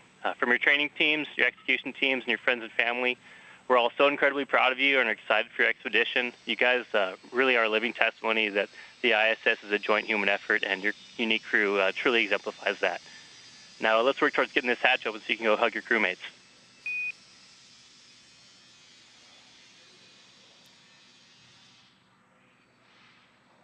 Houston, Dragon, copies all. Thank you very much. And we're looking forward to a very good increment.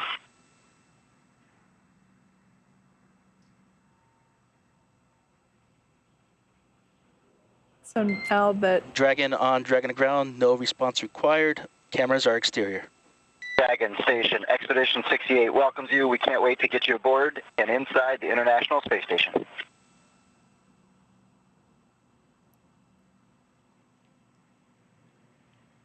all right, now that Dragon has completed. Station Dragon copies are waiting on you, Josh. Now that I'm checking Optimus. I show you guys 3 days late.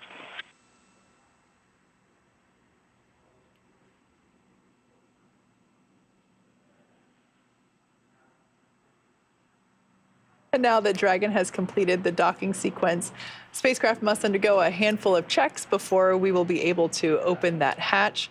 The crew on board Dragon will now get a chance to get out of their suits, before moving into those hatch operations. That's right, and things will be picking up inside the station too as NASA's Josh Cassada gets the hatch on the station side ready to be opened, and then they start pressurizing that area known as the vestibule between the Dragon and the station hatches. So with Dragon fully docked, that's going to do it for us here in Hawthorne, but our coverage for Crew-6 won't stop here. We're going to toss it over to Rob at Mission Control Houston to take us through the vestibule depressurization and hatch opening, and when we'll see NASA astronaut Stephen Bowen, Woody Hoberg, along with United Arab Emirates astronaut Sultan Al-Nayati and Roscosmos cosmonaut Andrei Fedyaev float into the International Space Station. But first, quick recap of how they got here. Started several hours ago, more than I guess would be about 28 hours ago. They suited up in the ONC building at Kennedy Space Center. They rode out to pad 39A. They had a successful ingress. Of course, a liftoff from Kennedy Space Center, pad 39A at 12:34 a.m. Eastern Time. Today, technically, I had to check the clock, or excuse me, 12:34 a.m. Eastern Time.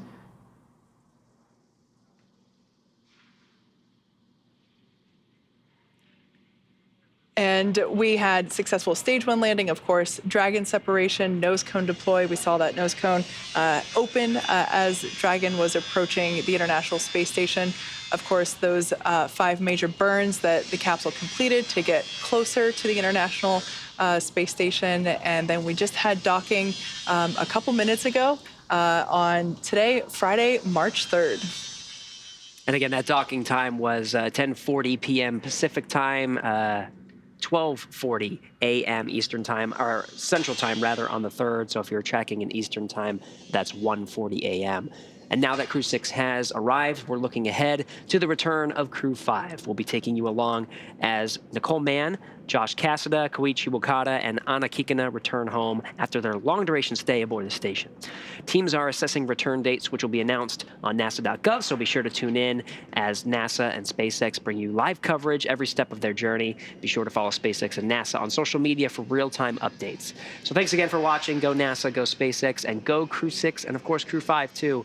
We'll now hand it over to Rob at the Johnson Space Center in Houston to continue sharing the mission as the crew prepares to board their home for the next 6 months, the International Space Station. For those of you watching on the SpaceX YouTube channel, please head over to NASA TV to follow the coverage live.